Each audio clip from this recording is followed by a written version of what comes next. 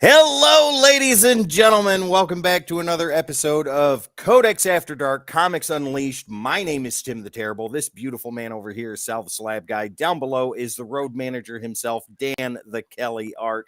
And right next to him is the curator of the Library of Comics, the Ric Flair of comic books, Woo! Uncle Gary himself.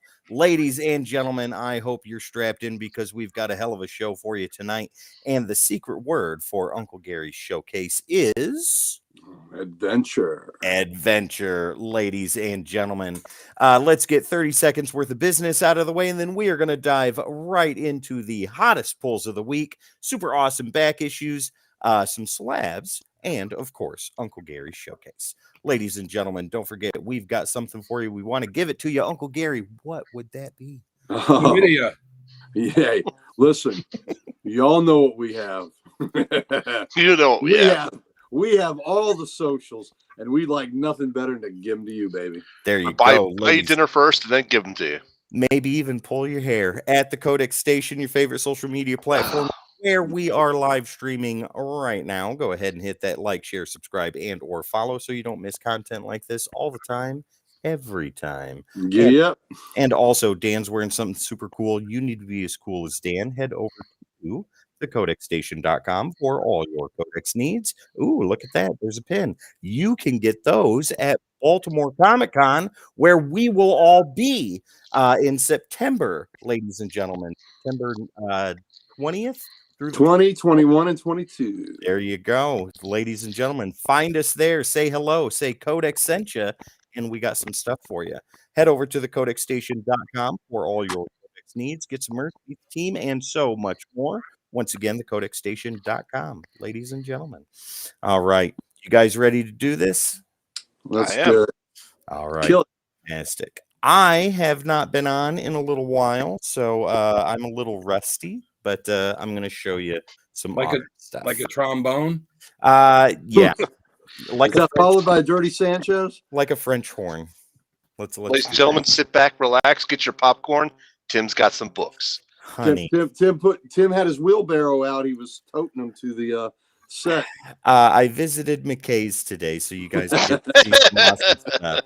But in the meantime, let's go ahead and take out some pulls. I'm going to pull it out, and I'm going to show you. Well, now it's after dark. There we go. There you go. Green Arrow, Great the book. Absolute Power tie-in. I know a lot of people are having issues with what he's doing in the whole storyline right now. It doesn't bother me much. It was either at the end of that issue or the end of issue 2 of the actual miniseries Absolute Power. Like on the last page, he does something, and I'm like, that's what I thought he was gonna do. Something along that. He's up to something. There you go. Yeah, he always He's up to is. something. Mr. Oliver Queen. That's my birthday. What day is that, Richard? What day is your birthday? Action Comics number 1068. This, Gary, is on my short list for cover of the year.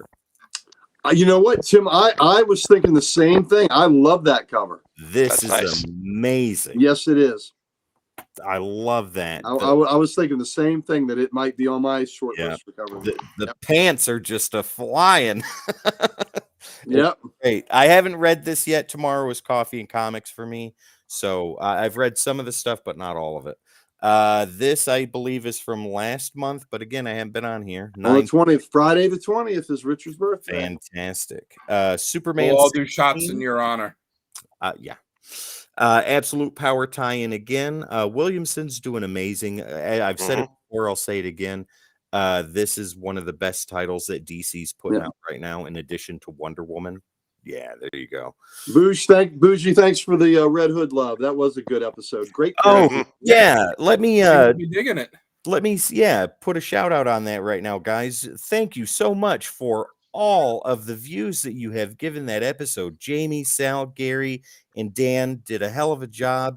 And it's got over 200 views right now, 250 or something like that. And it's still going. Dudes, I can't thank you guys enough. That is amazing. The amount of love and support you guys are showing to this channel. We are growing every single day, and it's all because of you. So, Thank you. Thank you all. We are growers and showers. that is right. There you go. Now, I found this at McKay's. This is part of new stuff because it's still new technically, but this is second printing of Scarlet #1. Oh, that's cool. That's cool. Yeah, I like found that. it for $1.50. I like Very that. Very nice. No, Then thank you for the cover price. we also have Scarlet #3. Nice. Yeah. Very cool. Transformers #11. I love this cover. Yeah, that's a great cover. Great title. If nobody's reading it, Coffee Comics and Commode. 100%. If nobody's reading this right now, or if you guys are on the fence about it, pick it up. Dan and I were 100%. reading this together, Sal. Yeah, this is a great series. And the companion series, the one that started the Energon universe, Void Rivals, issue number 11, got Also Springer good. right there. Mhm. Dude. It was a big part of that issue too. Yeah. Oh, And they're yeah. getting ready to launch the new G.I. Joe series. Oh, right yeah, after- that's right. Right after Scarlet and Destro, and they're going into the new G.I. Joe. Nice. Now, this I think is my favorite series so far this year. And Gary, I know you're reading this too. This is a Creature from the Black Lagoon. Oh yeah. Yeah. Look at that at cover. that. That's a great cover. Ah, this is the last issue. This is issue number 4. And if you haven't read this, guys, pick it up. It is such an amazing story, and it is so well written. This is on my list for series of the year. Yeah, it's so good. Yeah. Moving on with the rest of the independents, we have Conan the Barbarian from Titan Comics, which is also amazing. This is issue number 13. Oh, Nice. that is a great cover. That's Love I that. love that cover. Yeah. He never gets cold. Very cool. At all. No. I mean, his nipples aren't even hard on that. He manages to keep warm. I think he uses body heat. This was a free book that was given away at Nirvana, and I think they did it at other comic shops too. Haven't read it yet, but I know the secondary market has it upwards of $20 right now. But I'm going to read this tomorrow. This is called The Power Fantasy. Oh. Oh, first I Interesting. haven't seen it. Yeah, Karen Gillian and Casper Wingegard, Clayton Cowles, and Ryan Hughes. Oh, Yeah, so I haven't even seen that before. I'm interested in checking it out. It was in my mailbox today, and I was talking to Ryan at Nirvana, and I said, "Is this free?" He's like, "Yeah, it's free." Now this, take a look at this. This is Teenage Mutant Ninja Turtles Night Watcher. This is the Nirvana Comics exclusive cover, and I dig the shit out of this. I think this is absolutely amazing. Look at that. Oh yeah, I That's dig that too. Beautiful homage to Jim Lee. I think Batman 608, if Yeah, I remember right. so cool. Yeah, I love that cover. That is a great cover right there. Moving forward, we're into Marvel now. We have X-Men #2. Great start. #1 was great. I'm very anxious to read #2. And this is the last part in the weapon extraction storyline also, which Incredible Hulk had a part in. I think it started the whole storyline. Mhm. Yeah. Yeah, they've had that bouncing around in a bunch of comics as like a backup story. Yeah. This one I haven't read, but I am cautiously optimistic. Like Gary, like you said, I'm not a big modern Deadpool fan. 867 variants for Turtles, probably. Yeah. It's just too much for me. The movies are great. The Yeah. older stuff is fine. But X-Force #1, you got him front and center right there.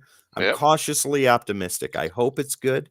If it's not, then I'm okay with that. Well, that many characters, he can't talk all the time. That's very true. Let me know if it's good, because I was thinking about picking up, not because of Deadpool, but because Forge is supposed to be like the Yeah. main driving part of it. But Oh, I'll let you guys know in the morning. Now, this one I read today. Somebody told me, I know the people at Nirvana told me it was good, but it was either Sal. Sal, I think it was you that told me this was good too. I could be wrong though. But this is X Factor #1. Oh, that wasn't me. That was not me. It was somebody. It might have been not- Kevin. I'm not Kevin, ready. Kevin. Yet. It's good. It's good. But I'm kind of confused with how the book ended. And I hope that the ending that they gave isn't permanent. because there were cool things in the book and I'd like it to continue. I like the premise of it. It's really awesome. It's if you remember the series that New Warriors had like right before Civil War, where they The were reality TV. yeah, that's exactly what this is. They're sponsored by a social media corporation, Click Clock, I think. Yeah, and it's good. It's worth a read. I'm in. I'm in for the story. Well, when they did all new X Factor, the one that had Gambit as part of the team, and I Yep. forget who else, that was one where it was sponsored. The team was sponsored by a company. Yeah, well, these guys are too. Ladies and gentlemen in the chat, if you've read X Factor, let me know what you think of it. If you liked it or if you didn't. This one, though, is the one that I'm the most excited for, and this is Uncanny X-Men #1. Gail Simone. Yep. Very that was good. excited for this. Yeah, Gambit, Nightcrawler, Wolverine, Rogue, and Jubilee. Oh, 90s all over again. I can't wait. Gary, here's another one for short list to cover of the year. This is the variant cover for Incredible Hulk #14. Yeah, I love that cover. That That's a good cover is one. amazing. Mm-hmm. Love it. And then we have Incredible Hulk #15. Again, one of the greatest series that Marvel has out right now. If you're not reading it, dive into this. You guys are going to love it. And who I'm does digging that story as well. I just wish Nick Klein was doing every issue. I know, me too. Me too. Next, we have Avengers #16, Blood Hunt tie-in. I have not read any of the Blood Hunt storyline, so I have zero clue what's going on. But this is a Sensational She-Hulk #10, the last issue in the series. I'm disappointed that they have ended this because this, to me, was a good palate cleanser from reading a bunch of other stuff that I read every weekend. I always enjoyed diving into this book because it was just such a fun read. So it'll be bittersweet reading the last issue. Let's see here. Daredevil #12. It's a pretty awesome cover. That was a good issue. Yeah, I can't wait to get into that too.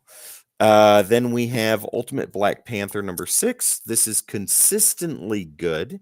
I don't have any problems with this. This is a series that I'm going to stick with for the long haul. And then issue #7. I love the cover for this. Yeah, that's such a good cover. Yeah, that is a great cover. Yeah, I dig that a lot. This is the best Spider-Man title on the rack right now, and this is Ultimate Spider-Man #7.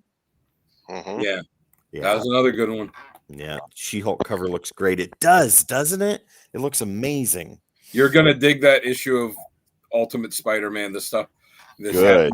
Like you're gonna, it's definitely setting stuff up for the future. Good. I can't wait. Another title that I'm okay with right now, I'm not one way or the other, I'm content with reading it, is The Ultimates. This is issue #3. I'm still waiting for them. I haven't read the new one yet. I'm still waiting for them to pay off what was in the teaser on the book day. Yeah, I don't know. Said it all in the series. And then the last two I have for polls is Vengeance of the Moon Knight #7. Love this painted cover. Nice. that is beautiful. And then #8, I think, is a great cover as well. Yes, that is fantastic. Yeah, I dig that. So that's my polls, gentlemen. Nice. Very Sal, take it away, good sir. What do you got this week for polls? All right, so let's put this. We'll put that over there for right now, so don't spill anything. Okay, I'll just start with my DC book that I only got one DC for this week, and that was Green Lantern #14. Yep, 14. Oh, I like that. This is the variant cover. This is the B cover, I believe. Is that Samney? Samney, I think. Yep. Yes. Can you see that again? Yep. That's a great Silver Age representation right there. It kind of reminds me of how me and Gary were talking about him a little bit today. It reminds me a little bit of Darwin Cook. It does. Very much so. Now, Very much. Sorry, my daughter's talking to me there. So, all right, very cool. All right, so let's go ahead and jump to. See, there was her hand. what's the biggest difference between the Ultimate titles now and 15 or so years ago? They're not, honestly, I don't think they're even comparable because it's so different. Like even the whole premise of it, because before 20 years ago it was just, hey, this is the Marvel universe if we were to start it in today's world. Yeah. And the ultimate universe now is the maker went back and changed it so nobody got powers, and so there was no universe. Yep. You're like no superheroes or villains, and all these ones, it's this group of this like small cabal that run the earth, and now it's, hey, we're going to give everybody the destinies they were supposed to have. Yeah. Some of the heroes take up that call and others do not. Yeah. And then some of them, I think, like they alluded to, some of them are just not around anymore. Yeah, exactly. Yeah. Very true. All right, so moving on to Marvel then. I got my Venom War. This is a little foil variant to that. I like it. I'll have a ton more of the variants to that next week. Of course you will. Yeah. My Heroes Corner Comics shipment got rerouted somehow. It's not getting to me until Tuesday. Oh, wow. So the mailman was like, I'm not delivering 80 pounds of this bullshit again. Yeah. I picked up X Factor #1. The disco version? The disco version. I thought the story was okay. I wasn't really too sold on it. You know? It was fine, but it was just like, it wasn't completely grabbing me, so I don't know. I'm invested. I want to stick through for the 6 issues and see what it does. If it's only 6 issues, then I'll stick on for that. Well, at least the first storyline. Sal is getting that Venom slabbed 100%. Probably, but the variants are very cool to that, which I'll show off probably in one of my other videos. You know how the Make-A-Wish Foundation has like a room, the John Cena room, because he gets so many, they get so many requests for me, he never says no. CGC has the Salvatore Road Venom room that's reserved strictly for CGC slabbing all the Venom books that he sends them. Guys, we got another slab box in. Let's go. I'm surprised the publisher just doesn't automatically send them to get slabbed. You know why they even go through Sal first? They should go there and then go to Sal. They should. They should. If they were smart, they would. Cut out the middleman.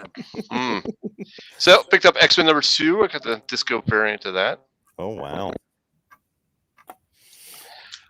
This is a story that I am digging, and this is the Ultimates 3, #3. Nice. I do like this story.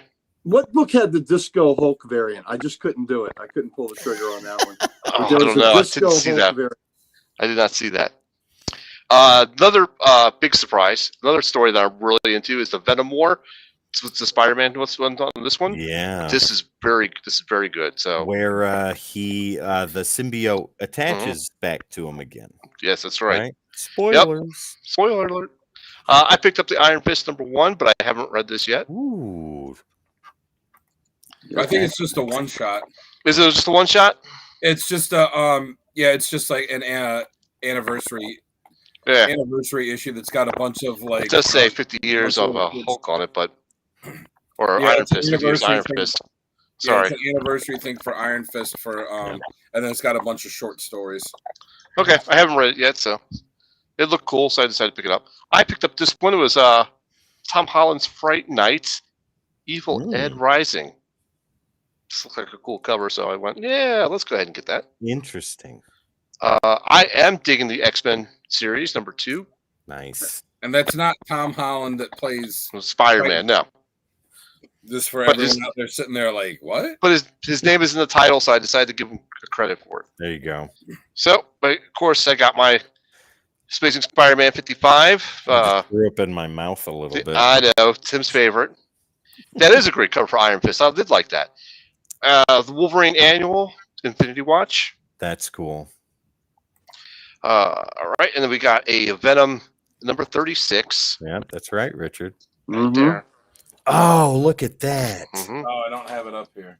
That's cool. That's ASM 129. Yeah. Yep. And then, of course, my shop had the foily version of House of Secrets. When I was at FarleyCon, one of the vendors had a first print of House of Secrets, and the asking price on that was enough to make me choke. So you bought it? right? No, God, no. What is How your much problem? was it? How much was it? And what was What was the condition? damage? The condition was very poor. But I think like they had convention pricing on there, and I want to say that $1,000 is what they were asking. Mm, Yeah, okay. yeah. But So are we going through also my recent pickups, the mail calls? we'll if they're newer, 6 months or newer, go ahead. If not, then we'll move along and save them for back issues. Only some are. Let's save it for back issues. Okay. And I got some slabs to show then Right as on. well. Sounds good to me. All right, Gary, you're up. Good sir. What do you got? All right, let's see what I got. Let's start with the marvelous ones. I got the Werewolf by Night book. Red Ooh, Band. appropriate Red audiences only. Yep, Nice. that's the only way. There's only a red band edition. There's not another edition, so I will have to crack that open to look inside and see what we got. Ultimates 3. Nice. They're doing a Very cool. red band editions for that new Wolverine miniseries that's coming out too. The one that Greg Capullo's drawing. Nice. Well, I think it's the way of the future, probably. Thanks, All right. Richard. Thanks, Richard. Appreciate The that. new X-Men book. All right. Also, the Wolverine Yeah. Infinity Annual, War, yep. the I'm annual sensing a thing. pattern here, ladies and gentlemen. We all like the same covers and titles. Yep. Yeah. That's a cool cover. Yeah, That is a great Love cover. I have not read these yet, so look, I'm behind. I'm a couple weeks behind on my books. I'm curious to see what you think about X Factor. Yeah, I'll see. Oh gosh, Pam. What Pam say? Elverine. Hold That's on, nice. let's- My Iron Fist 14 looks like someone used it for a Kleenex, but it's mine. Yeah, well, there you go. It's not anyone else's. It's yours. That's There you right. go. There you go. There's Helverine. I don't know why I'm getting this book, but That was something that I passed on. Like Yeah. I've got the first appearance, and I think that's good enough for me. This one's mine. This is mine. Yeah, there you go. Look, there you go. Dan's got the real deal, baby. Dan's got the real I'm deal. jealous of that book. I like this cover a lot. I appreciate this. I like cover. the I do like the cover. Mm-hmm. Yeah, I appreciate that cover. It's Very the- true, Richard. Very, very true. Yep. Oh, New Thor. New Thor, Oh, and lately Simonson has been doing Thor. oh yeah, look at that. So Nice. Don't we Bougie all too. bougie? Yeah. another one. And then, People forget he was an Iron Fist villain for years yep, before they decided to pair him up with Wolverine. look at that great cover. Alex Yeah. Ross was made to do Fantastic Four covers. He was. His All love right, for the Fantastic Four comes through on all those covers he does. Yeah. Oh, let's walk the independent side of the street now. there we go. We got some Defenders of the Earth, baby. Ooh, Nice. the Phantom. Phantom, Flash Gordon. Who's the guy on the par? Mandrake and Lothar. Yep. Nice. Okay. Drake and Lothar. I'm Lothar. glad the Phantom is in a book now. And Jim Calafiore art. Yes. Oh. I enjoy a lot. So Nice. I'm happy with Jim Calafiore. The book I was really excited about, I have read this book, and interestingly enough, the Free Comic Book Day book leads into this, and it doesn't just reprint the first several pages. Johnny Quest, baby. Yep. Very nice. So I just watched the Harvey Birdman Attorney at Law episode with it. for Yep. Johnny Quest. There's another Johnny Quest cover. Awesome. Mm-hmm. That's true, Richard. Yep, I Yep. agree. And this was my favorite of the Johnny Quest covers. Ooh, look at that. Yep. Which we found out last week. Johnny Quest had the most covers of any book Yeah. on the. If you watch the podcast, somebody here made a correct guess on which book it would be. That would be you. That would be me. No. It's the Geiger B cover. Yeah. That would be him because he bought all the covers. We bought 3. It's not like Gun Honey where I bought every one. There you go. Yep. Defenders of the Earth. Yeah, hell yeah. Geiger, the A cover. I Yeah, love the FF, go-go checks on there.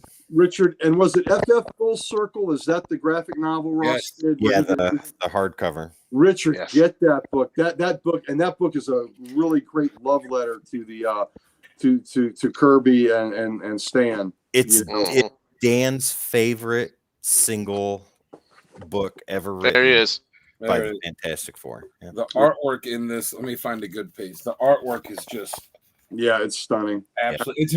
It's not the art style that you expect when you hear Alex Ross, because you think it's going to be painted, and this is definitely It's drawn. it's drawn, and it is just, I mean, the colors. And I know Jamie didn't like this book, but I mean, this is just He was paying homage to Kirby with this that. is just Yeah. the artwork in this is beautiful. This is some of this is some of the best, like not just Fantastic Four art, but just some of the best art that you're gonna see. And It's very 60s science fiction. Mhm. And I love yes, it. That's yeah. exactly it. And Yeah. it's a fun read too. Oh yeah. So, What else you got, Gary? Yep. Yeah. All right. So I got the silvery editions of the first Epitaphs from the Abyss. Oh wow. So, Oh, I got Holy goodness. the foily goodness, and this was the A cover with the foily goodness Wow. of Nice. Epitaphs from the Abyss. And if you're going to do that, then you have to get the foily goodness of Cruel Universe. Is this the return of EC? Yes, these are EC books. Look at that. Look at that EC. Wow. So I have the regular issues, but I thought, because I think they're only doing the foily goodness for the first issues. And this, I love this cover. Oh, yeah. Cruel Universe. that's cool. Mhm. Yeah. I that's did pretty not awesome. see those at Nirvana today. I'm Yep. gonna get that. So did you not get the foily ones, or did you not get the regular issues? I didn't see any of them. Yeah, get the regular. I mean, I really like the first story in it. It's very cool. What was the Wow. last comment? I didn't see. Pam says she found hers for 99 cents at the back of a bin at some record store. Oh, years ago. That's Wow. a great find. That's a Nice. great find. Well, Richard had said about the Fantastic Four book. Okay, Mhm. gotcha. Yeah, absolutely. Dude, Richard, we have not steered you wrong on recommendations yet, buddy. This Yeah. is another hit. Oh yeah, it is good, and like I said, Dan's endorsing it too. Yeah. Also independent. I am a huge fan of anything that Brubaker and Phillips do. So, Houses of the Unholy. yep. Ooh, Very Mhm. cool. that just looks stressful to Yep. read. Stressful. That's not bad though. Yep. That the Cruel Universe and all. I did order them in my previews, but we have extra. I think we even have some more foily ones at the at Comic Logic, Adam. So I think we still have some more there. So anyway, and it also came with a card signed by Brubaker and Phillips. I threw them in one of the books here. I don't know which book it's in.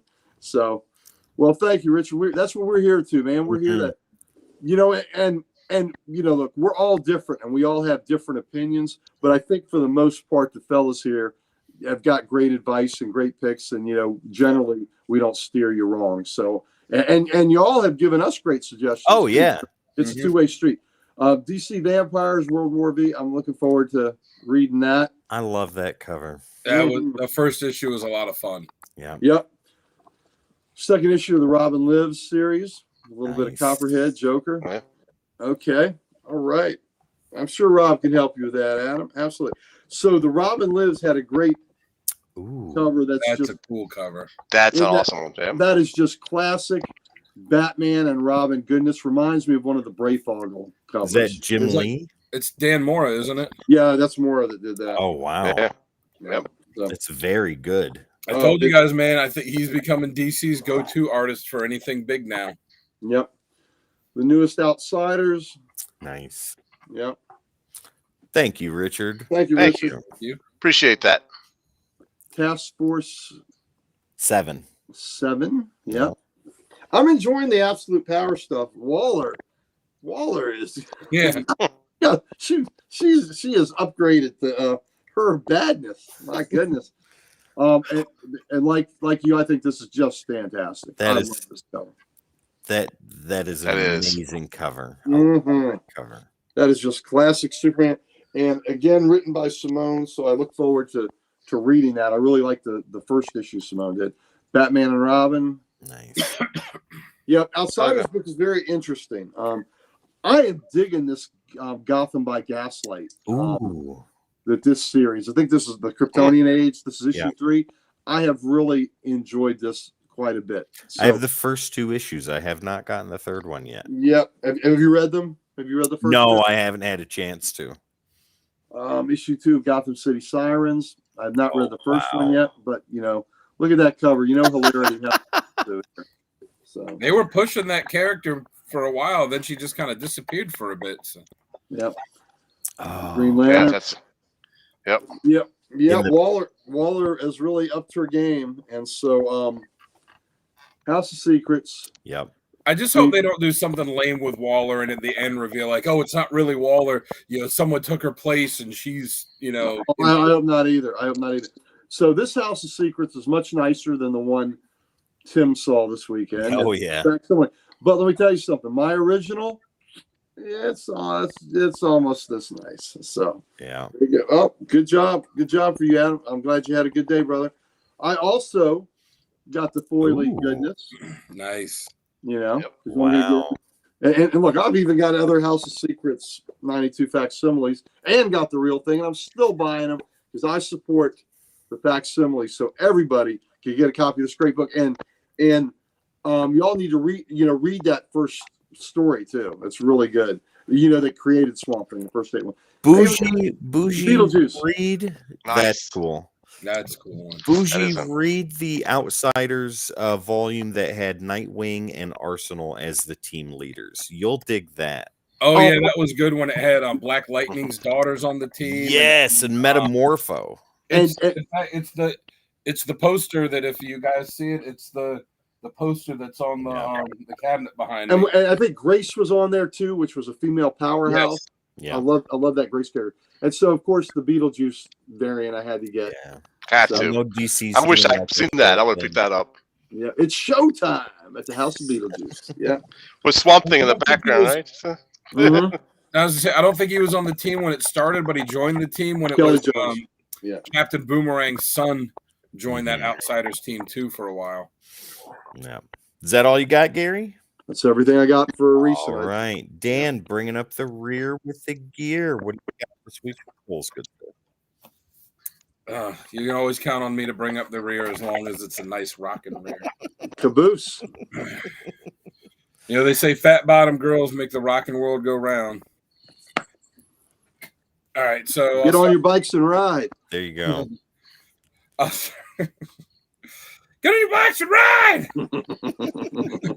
I'll start with I got my DC stuff. I got Green Lantern 14. Yeah, I dig cover. that. I thought was pretty cool. I like how they had like the green machine on the Yep. side there. Wow. The DC versus Vampires World War V. Yeah. Which I did read this one. I haven't read all these yet, but I did read this one. It was really cool, and it is now part of Elseworlds now that they're because the other one was not, and now this one officially is. Very Now that nice. DC's bringing Elseworlds back. That's a fantastic cover. I love that cover. It's a movie poster. Mm-hmm. Yeah, it sure is. I had missed the second issues of these, so I picked them up, and now I realize I missed the third one. I have to get that. The Scarlet. Scarlet. That's a nice cover. I like that. Yeah, for Scarlet number 2. Yeah. Hell yeah, Bougie. You'll dig it. Yeah, Oh, and Destro. Destro number 2. Yeah, that was a cool Outsider series. That was, again, as I've said, that was when DC was at my, was the favorite period for me, and they were just kicking ass on all cylinders. I was reading more DC then than I've ever read before because every book was just fantastic. It was great. I wish they could go back to that. What else you got there? You didn't see which one didn't you see at the shop, Adam? The Destro or one of them? Because those ones came out last month. I just missed them. I got this one, which it's part of the Massive Verse. It was the last copy they had. Cal 1964. It's a three issue miniseries, I think. But when I started reading this, I was like, I feel like I'm just kind of being dropped in to a, partway through a story. Mm-hmm. And I looked it up, and there was a miniseries, a maxi series that ran for 11 issues called Cal that Kyle Higgins did for Image, but he did it like 10 years ago. So I guess he's doing a sequel to it and then now tying it into the Massiverse because it does take place in 1964. So I'm gonna have to see if I can find a trade or something of it because I want to read that before I read this. I didn't finish reading this yet. Yeah, DC versus Vampires was a really awesome book. I'm looking forward to the rest of it. Then I got Transformers 11. Yeah, there you go. Kick-ass cover. Such a good book. Yeah, I got the Johnny Quest #1. Nice. This is the A cover. I like that book a lot. Yeah, Dick Tracy #4. Ooh, that looks cool. Geiger #5. Let me see that Dick Tracy cover again. Was that just this week? Yes. I don't know how I missed that. That is awesome. I'll have to make sure we get that. And I love, look at that. Oh, that's awesome. Back cover. Wow. Yeah, I really dig that cover. That is a great cover. That's in the contention for me for cover of the year if I get that. That is It's a nice cover. Geiger #5, which this book has just been so good. Yeah, you guys rave about that every week. Love It's Geiger. so good, man. It's so good. I've liked all of them since they started it. And like Gary too, I also got it. I love this cartoon growing up, Defenders of the Earth. Yep. I'm gonna have to pick that up just because Phantom is in there. It's cool, yeah, and I dig that it's Jim Calafiore on it because sometimes some of these books they'll put some less than spectacular artists on them. Mhm. So Mad Cave's really killing it with this Flash Gordon book and some of them where it's like quality writers and artists that are on it.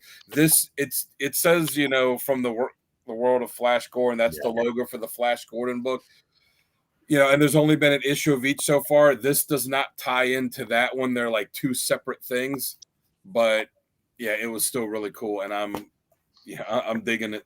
It's nice. I think it's going to be an 8-issue series if I'm not mistaken. And then on to Marvel, I wasn't going to pick it up, but they put it in my box, so I kind of felt obligated to. The Wolverine annual. So I feel like most annuals, it'll probably just be a throwaway story, but we'll see. Hopefully it'll be interesting. Got the Ultimates #3. Yeah. Looking forward to reading that. Also got the Moon Knight #8. Great cover. Yes. And there's a new Moon Knight series that's going to be launching soon too. That's going to show it's I guess like an anthology thing where it's going to show different Moon Knights all throughout history. Nice. So I'm looking glad forward to Moon Knight's, I'm glad Moon Knight's getting all this love right now. And Yeah, Oscar I've always Isaac liked is Moon coming Knight. back for season 2. Yeah, I've always liked Moon Knight, but I never thought that he'd be popular enough to warrant 2 series a month. So I'm digging it. I'll get him. Like Tim also got the final issue of Sensational She-Hulk. Yeah. Like you said, it's a little bittersweet, and it's Legacy 188, so they were close to 200. I know. It's a little bittersweet because She-Hulk is my favorite female comic character, one of my favorite characters, and so I'm going to pick up the books no matter what. Yeah. I did enjoy the series. I haven't enjoyed it as much as some of the other She-Hulk series.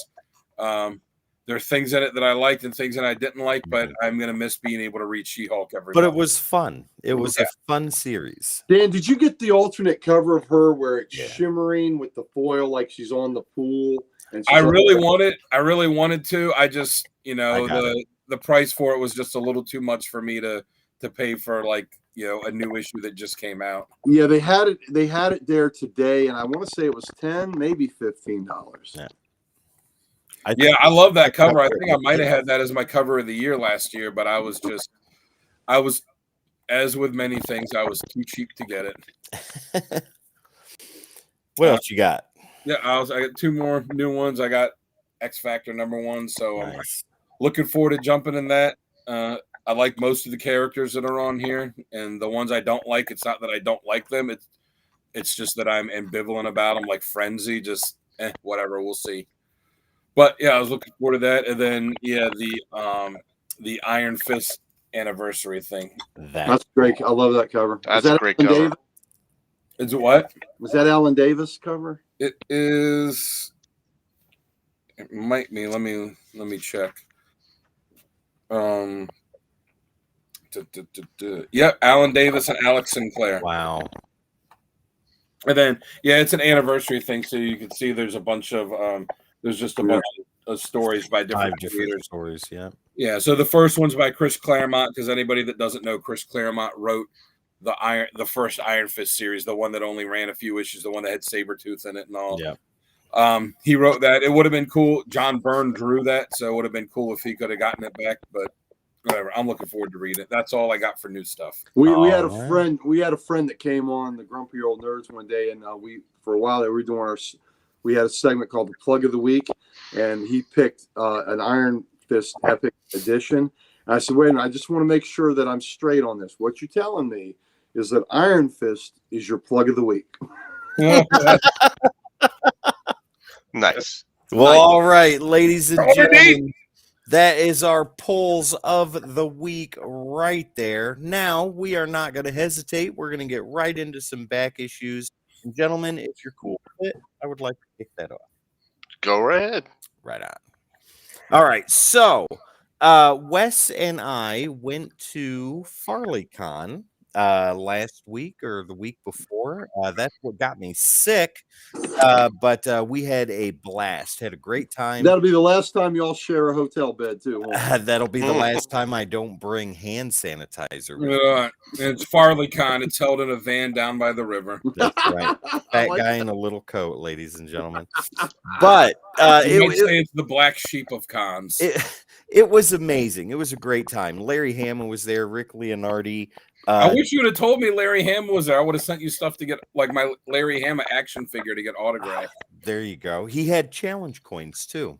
Oh, man, that's cool. Yeah. Service members got them for free. Anybody that was not a service member had to pay $30 to get a challenge coin.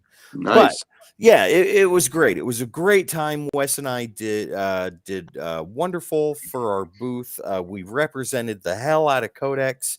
Got a ton of subscribers, and it's a convention that we're going to go to again next year. Dan, next year, the voice actress for the Baroness is going to be there.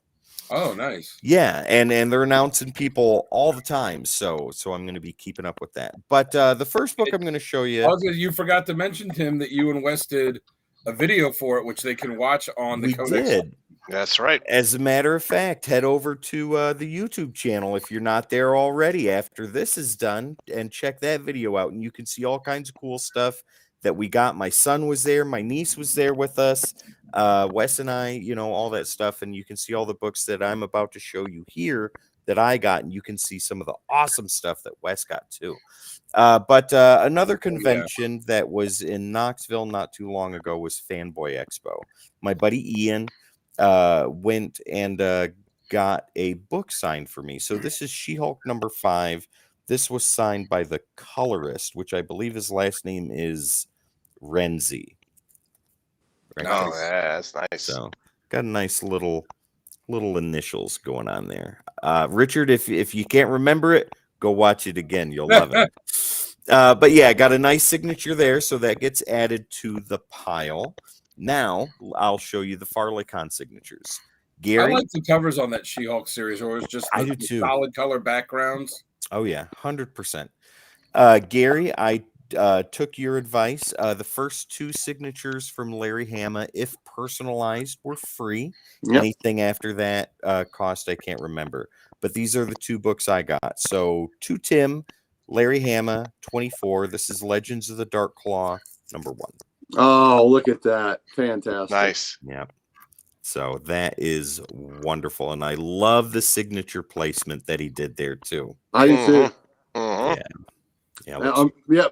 Ladies and gentlemen, again, pro tip: if it's a book that's going to stay with you forever, get it personalized. And sometimes not only can you get it for free, but you might get an extra doodle or an extra sketch because they know you're not flipping it. That's right. And Larry Hama said if it's not personal, I think it was $20 a signature. Yep. Not personalized, but personalized. The first 2 were free. Here's the second one I got. Dan, check this out. So this is G.I. Joe #53. Nice. Yeah, I saw that. That's a great book. Yeah, that's right up Dan's alley. Those are his covers. Yep. Yeah. Look at that. Nice. Oh yeah. Yeah, people, even though he's known as a writer, he did some art on some books too. Mhm. In fact, he drew the Yep. famous Silent issue. That was him that did it. Oh yeah, there you go. Wow. I already have that signed by him sitting over here, and this makes 2 G.I. Nice. Joe issues.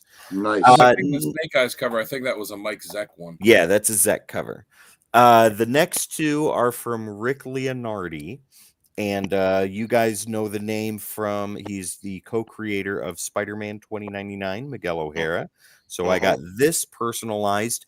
He was doing free signatures, however, he encouraged donations to Heroes Initiative, which I happily donated Yep. to. I will always donate to Heroes Initiative.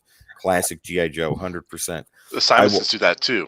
I will always Yeah. donate to that because the cause is Yeah, and fantastic. when you guys go to a con, yeah, bring small change, bring Yep. bring dollars and fives and things like Yep. that, because that's always good for that. Yeah. Yep. So I got these personalized. These are I got one personalized, one not, but the one I got personalized is 100% a keeper.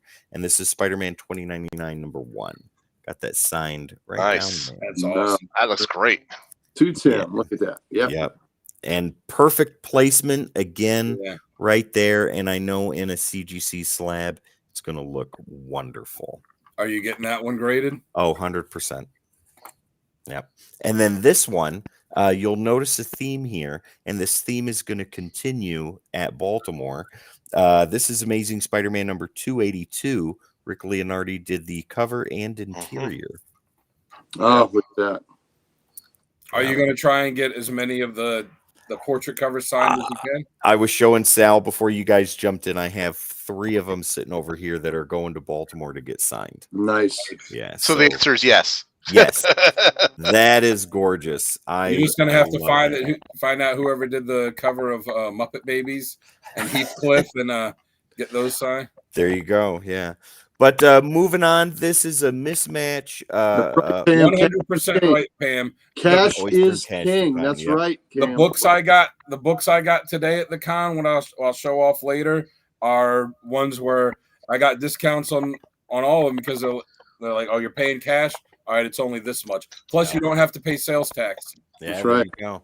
So this is a mixture of FarleyCon books, back issues I got at a thrift store, and McKay's. So first things first, we will go ahead and go with this. This I found at McKay's for $3. I already have a copy, but I got another one. So this is Batman the Cult #1. Nice. Yeah, for $3. And Jim Starlin, I believe, is going to be at Baltimore this year. Yep. So I have the trade paperback of that signed by Starlin and Wrightson. Ewoks cover 100%. This I got at FarleyCon. I pick this up whenever I see it just because it's cool. This is Superman #123. I love that cover. I do. I do too. And it's glow in the dark. I Gary, haven't brought that cover gimmick back yet. Gary and Dan, this is for you. I did not pay the sticker price on this. I paid $1 for it.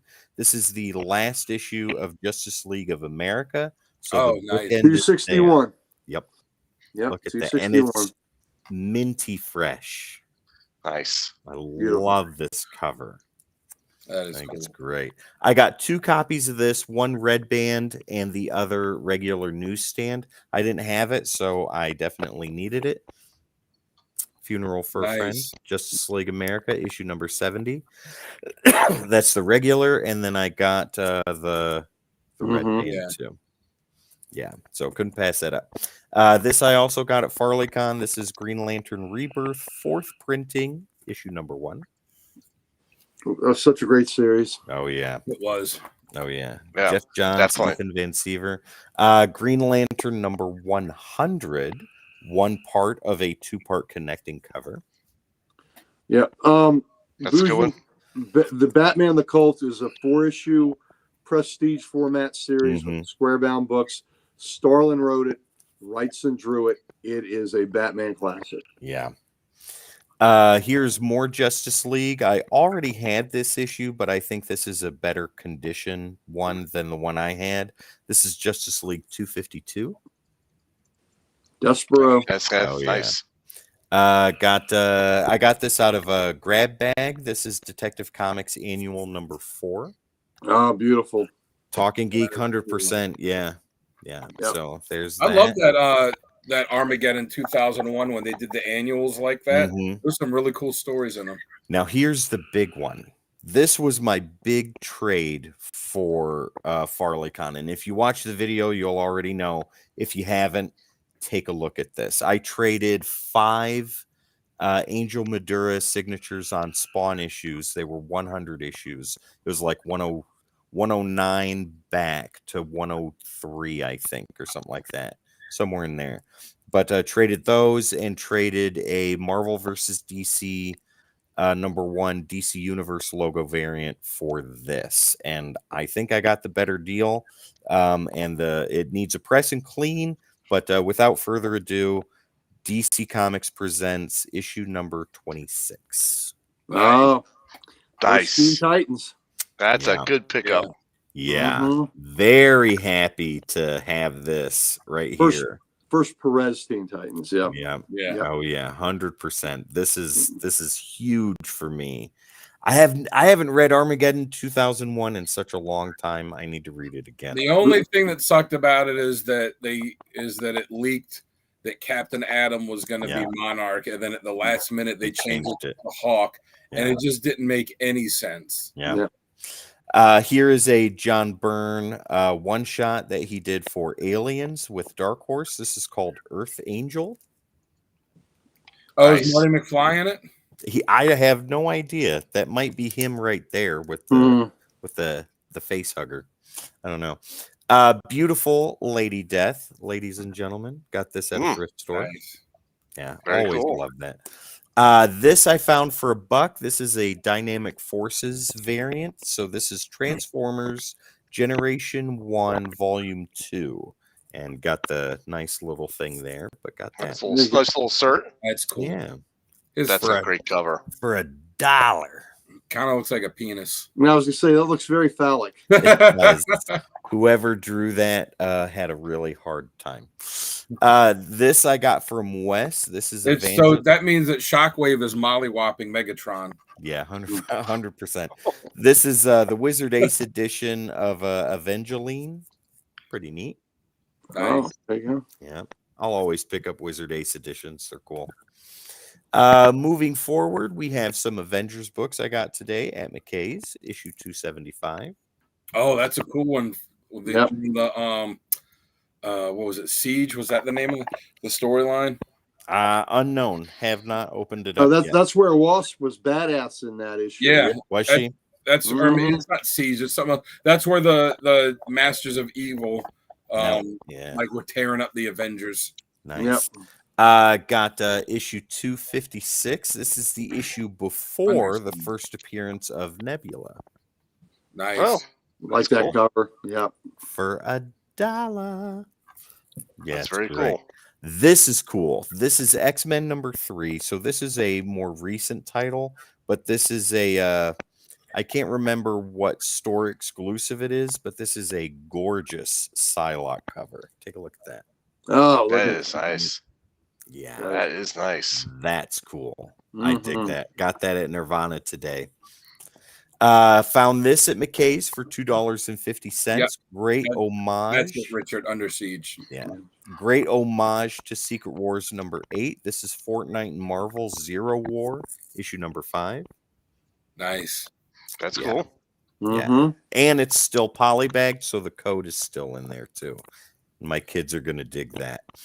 Got another book out of a grab bag. This is X-Force play Fortnite? #91. I play Fortnite, and so do they. Yeah. Did you get when they did the Batman Fortnite one? I have I have a couple issues of that. I was gonna say I don't play Fortnite. If you want the codes from it, I'll give them to you. Oh, 100%, because I've got 3 people here that are gonna fight over the codes. All right, I'll dig them out. I'll try and remember Okay. to dig them out tomorrow and Perfect. look them up. Richard, this is for you, good sir. This is the second jazz hands. This is the second print Jazz hands. variant of issue #1 for Marvel's 1985. Oh, look at Oh, that. that's cool. Nice. That is nice. And I got like it for that. $1. Yeah. A buck. Yeah. Listen, look That's at you. cool. I love it. Moving on to some more Avengers. This one I got at the thrift store too. This is issue number 224, I love this cover. Oh, Oh, that's yeah. a cool one. Yeah, That's a good one. I dig that. I dig that a lot. I got this. This I did purely on window shopping, so I just love the cover. This is Adam Kubert. This is Wolverine number 300. Yeah, Yeah, that's a cool good. cover. Yeah, that's a great cover. This one is awesome. Yes, this is Bagley art. This is Spider-Man number 1. There you Nice. go. That's a great cover. Mhm. That was a good recent Spider-Man series. Yeah, Because it Mhm. didn't deal anything with his personal life. It was it's just just Spider-Man. nice. Mhm. Well, I'm gonna read it, and if I dig it, then I'm gonna start picking up the rest. Richard, we did Not long. 85 on the podcast. We reviewed it Yeah. about a month or two ago. Oh, It yeah. was a great read. I'd never read it. It was fantastic. And yeah, that Sal, Spider-Man series wasn't long either. Sal, this is for you. Thank in you. Alex Ross. No, found an Alex Ross villains variant. This is Mary Jane and the Black Cat number 4. Oh, there you go. Oh, Yep, nice. I have that. That's Love awesome. it. That is awesome. $5, couldn't pass it up. Yeah. $5. And then I've got a couple more issues and then some trades to show. Now, these were my favorite pickups from FarleyCon. These are Mark Jewelers variants. Wes went through every single one of these and confirmed that they, in fact, are that. And I paid $2 a piece for these. Check it out. Silver Surfer 17, Mark Jewelers. Nice. Cool. Yeah. Then we have Fantastic Four number 315, Mark Jewelers. Oh, that's Nice. Very cool. Yeah. And then we have Strange Tales number 2, Mark Jewelers. I love That's that. good.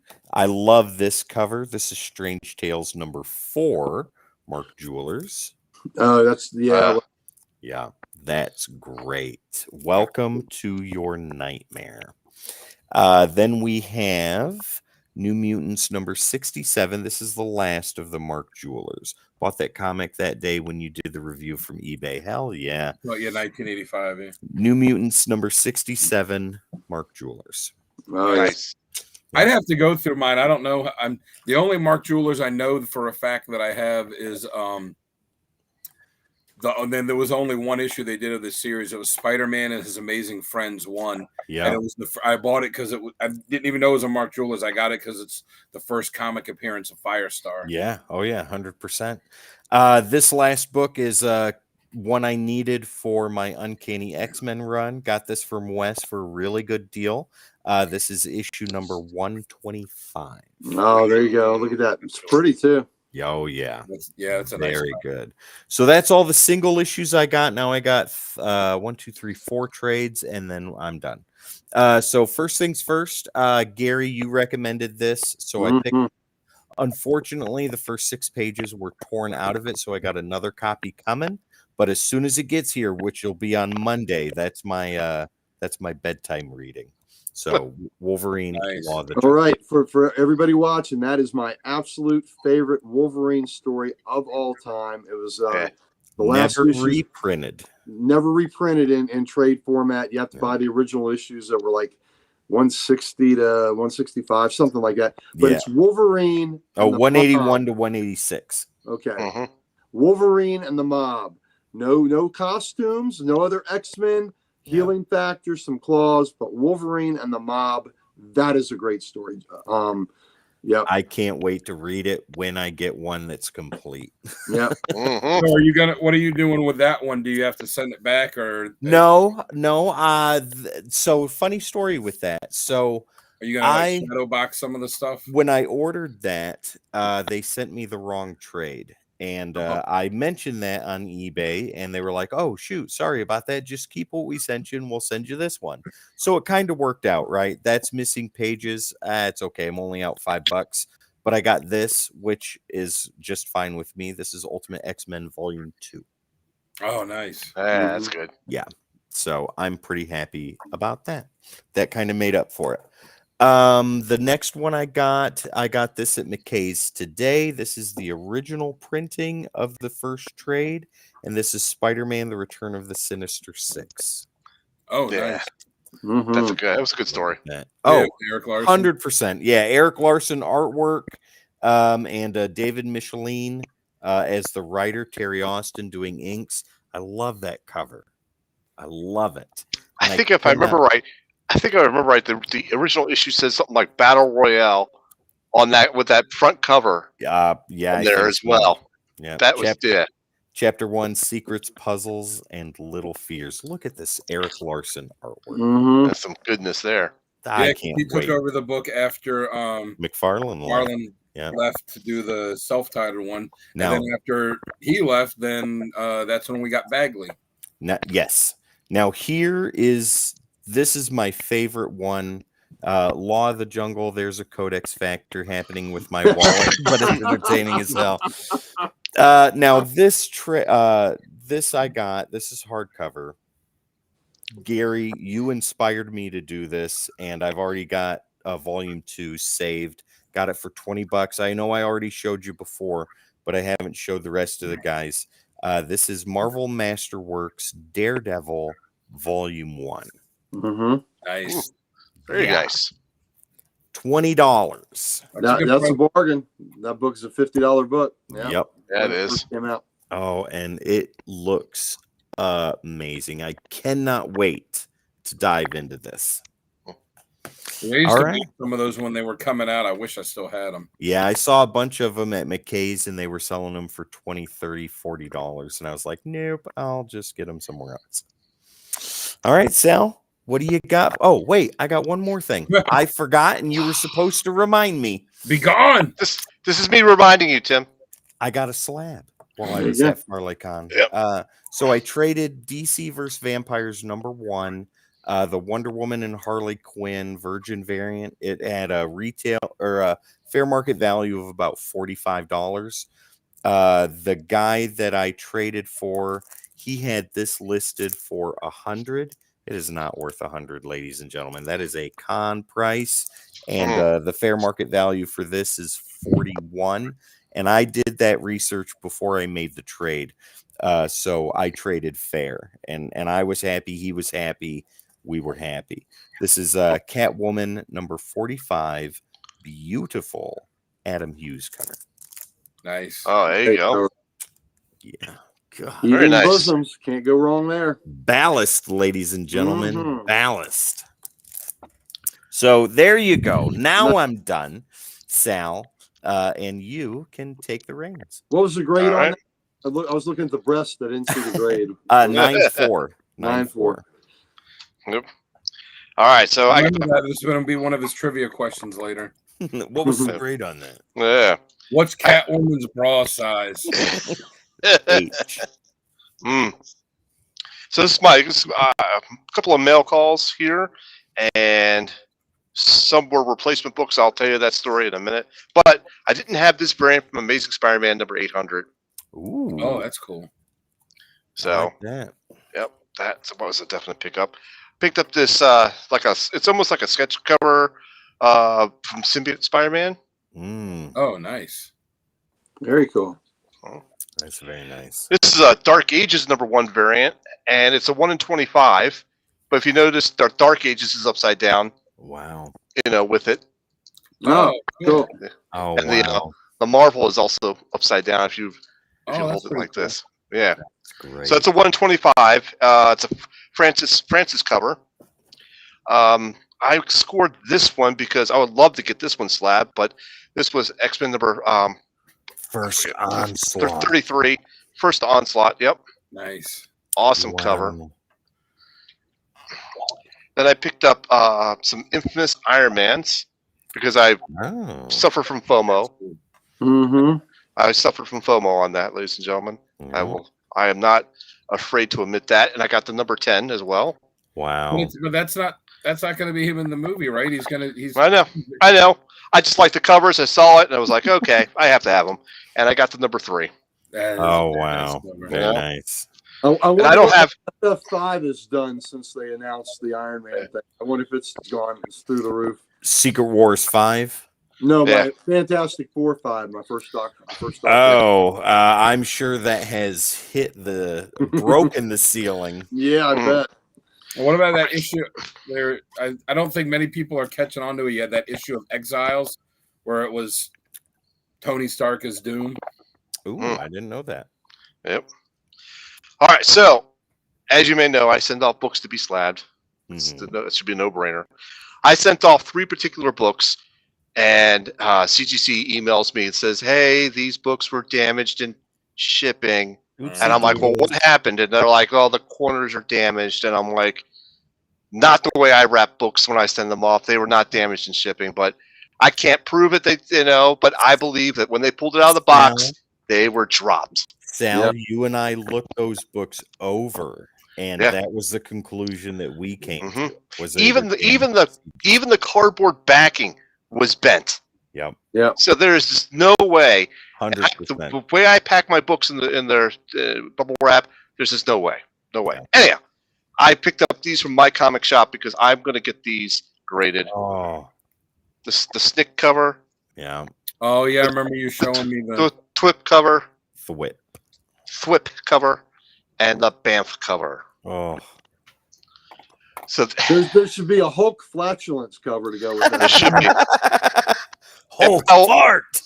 While I was on there, I couldn't resist this one because it is also a Mark Jewellers variant, classic X-Men. Oh, nice. Okay, and this is my first Mark Jewellers variant. That's Arthur Adams. Hey, he's going to be at Baltimore. Is he going to be at Baltimore? Yeah.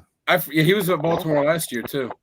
Oh, because they have the Baltimore exclusive prints you can buy, and they had a print of his cover for Classic X-Men #1 that you could get and get him to sign. So I forgot, what did you say you were going to do with the ones that you got back from CGC that were damaged? You're just keeping them as is? They're keeping them as is. I have them sent back to me ungraded. I'll keep them as is. I talked to my presser guy, Ken Hubbs. If you know him or you want to check him out, he's a good guy. He's very honest and upfront. He was like, "I can't fix these. These are not fixable." We got 2 videos with him in it right here on Codex too. Absolutely. Straight up guy. He's 100% honest. He was like, "I can't fix these. These will not come back." And so, because of CGC's, I don't know what it is, their lack of discipline or whatever. They actually, if you click on your submissions, you can see, these were said do not encapsulate, ship back, whatever. But if you click on it and drill down into it, you can see the grades that they were going to be given. And they were 9.4s, 2 9.4s, and 1 9.0. Wow. So I'm like, son of a bitch, because those were 9.8s 100% of the way. Yeah. That sucks. I know, it does. And it sucks even more. Like, it would have sucked no matter what, but at least if they would have been like, "Hey, we dropped them. We're sorry. These are the grades they'll get if you want them graded." They wouldn't even tell me that. Here's a discount that we'll give you. Right. They wouldn't even tell me the grades because when I talked to them over the phone, they were like, "Well, I don't know the grades. I can't tell you the grades." Yeah, you do. I'm like, really? Whatever. All right. Did they offer you any compensation? No, because they're saying you didn't, that they were damaged in shipping. They were damaged in shipping, and I can't go back on FedEx because when I looked their site up, they're like, "Well, we need proof of the box and blah blah blah and all this other crap with it." And I'm like, "Oh, whatever." FFS, if you know what I'm talking about. Oh yeah. So, all right, moving on.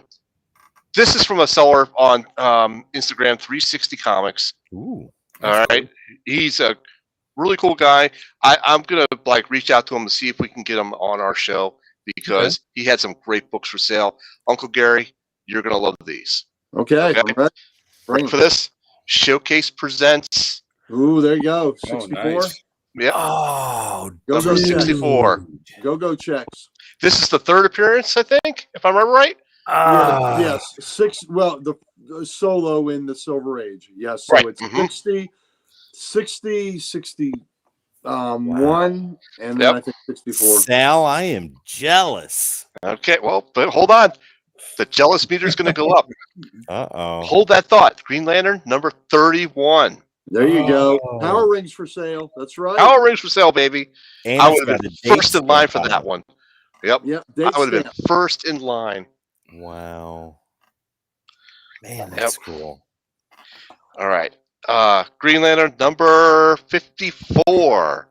Ooh. Great Gil Kane cover. Yep. Mm-hmm. Pam says Well, it's when just I actually take the time to pick up nice books and they come in, that's just such a Hulk rage rage moment. moment. Yeah. Wait a Yep. minute, is it Incredible Hulk rage or Hulk Hogan rage? Because there's a There's a difference. So when I was buying these books from me, this was a freebie thrown in, so I got an X-Men 300 for the that's goodness. that Yeah, was great. that to was a have. freebie, and you're gonna love this one because this one was featured on one of our comic character of the day, Hawkman, Oh, Love that cover. number 7. I forget which one of us had this as his cover, but I think it was you, Gary. Yeah, Crocodile Man. Yep, love it. wow. That's also a Murphy Anderson cover. Yep. All right, and because the deal was so cheap, I picked up Justice League number 35. Oh, The uniforms. Yep. Yep. Mhm. Good deal. wow. And that's actually in pretty good shape. I would consider getting those slabbed. The I Hawkman's think got a little bit of any damage at the Silver stable. Age. Yeah, I think any Silver Age needs to be encapsulated. but wait, we got one more. I can't Justice afford League that. 43. There you go. Oh, Royal jeez. Flush game. That is the first Royal Flush game. Yep. No. hmm Yep. Go So that checks was- again. Yep. So that was from 360 Comics. He's on Instagram under obviously 360 Comics. If you see, go check him out. Follow his stuff. He does some great sales. I mean, there was a ton of other books there, and I really had to curb myself from buying more because I was really going to go into the thing. So anyhow, moving on. This next one is from Dark Knight Comics. This is Frankenstein Monster number 6. Ooh. Nice. Thanks, Bougie. Oh, wow. Nice. That's great. That's why those Frankenstein books were missing when I went back to get them. Sal snuck in and got them all. Yeah, sure. All right. Next up is my first slab of the evening, Amazing Spider-Man number 43. My Nice. Lord. So That's this the first Rhino. No. Yeah. reverse Rhino. No. 41 Third was the appearance. first Rhino. Yeah. Third appearance of the Rhino. Yeah, I thought you third said reverse appearance. 40. Rhino. Yep. First 41 was the first Rhino. Is what I was trying- Right. So then we can say this. We got number 41. I'm sorry, 42. Man. 42. Amazing Oh, Spider-Man number 42. Wow. It says 1.8 on here, and I could tell that the spine is a little bit beat up, but man, the rest of that cover is just solid. It presents well. Yep. It does. Yeah, that's a gorgeous book. So if I remember right, this is the Mary Jane Watson's face revealed for the first time in the cameo last page, and the second appearance of the Rhino. That is the Face It Tiger. You hit the Yeah. jackpot issue. Yeah. That is right. All right, so last slab. You'll love this one. This is Dark Crisis on Infinite Earth number Ooh, 7. the The Perez. Perez wraparound, babe. Nice. hmm Wow. The raw version of this on cover price is like over $300. What? I don't. That's probably exaggerated because it's probably such a hot book at the moment. But damn, that is great. Wow. That is cool. Yep, sure is. Yep. Got a little Spectre action up there in the corner as well. Mhm. Oh, Very Lord. cool. So Snap. there you go. That's all the heat I'm bringing tonight. Looking A lot of good. Wow. Gary, that's a tough act to follow, good sir. I hope you got something Oh, awesome to show. They'll kill me. Come on. I hope so too. I don't know what I'm gonna do. Just as long as you admit that the piece is an X-Men and an Avenger, you'll be all right. Okay. I laughed You know because what? I know what's coming. Go ahead. Go ahead. What were you saying, Tim? I said I laugh because I know what's coming. Well, let me say this too. The Beast is an Avenger thing. Yeah, wait till a little later. Dan has something for you. Okay. All right. All right. So let's start with some books I got today that are kind of fun. Let's start off with with Supernatural Thrillers 2. Oh, that's a cool cover. Yeah, that is awesome. Yeah, Invisible Man. Let's Mhm. go with Supernatural Thrillers 6. Thanks, Pam. That's Headless cool. Oh, yeah. Horseman. Rides again. That's cool. What was Mhm. Pam's comment? She just says awesome pools. So Right on. That was the Sal mic. with and it's mic Bougie drop. with the mic drop. Thank you, Bougie. That mic's about to be picked up again, baby. There we go. Headless Horseman. Got the Beware. Oh, That's cool. Yeah. That's a cool The cover. monster. Look at his arms Right coming on through there. that. So that's Beware 6. Got a little. So yeah, I got these today at the con that That's Dan and I were at. great. Beware 7. Oh, look at that. That's really Ooh, cool. yeah. That's great. Yeah, The Stormwalker. Stormwalker. I am now Volume 1 Marvel Team Up, one away from having all of them. Ooh. Here's number 20. Ooh. Okay.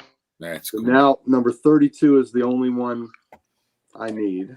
Yep. That won't be long before you have that. No, I don't think there's any in the building. I already, would check, but that's okay. I'm going to a show in Salem next week.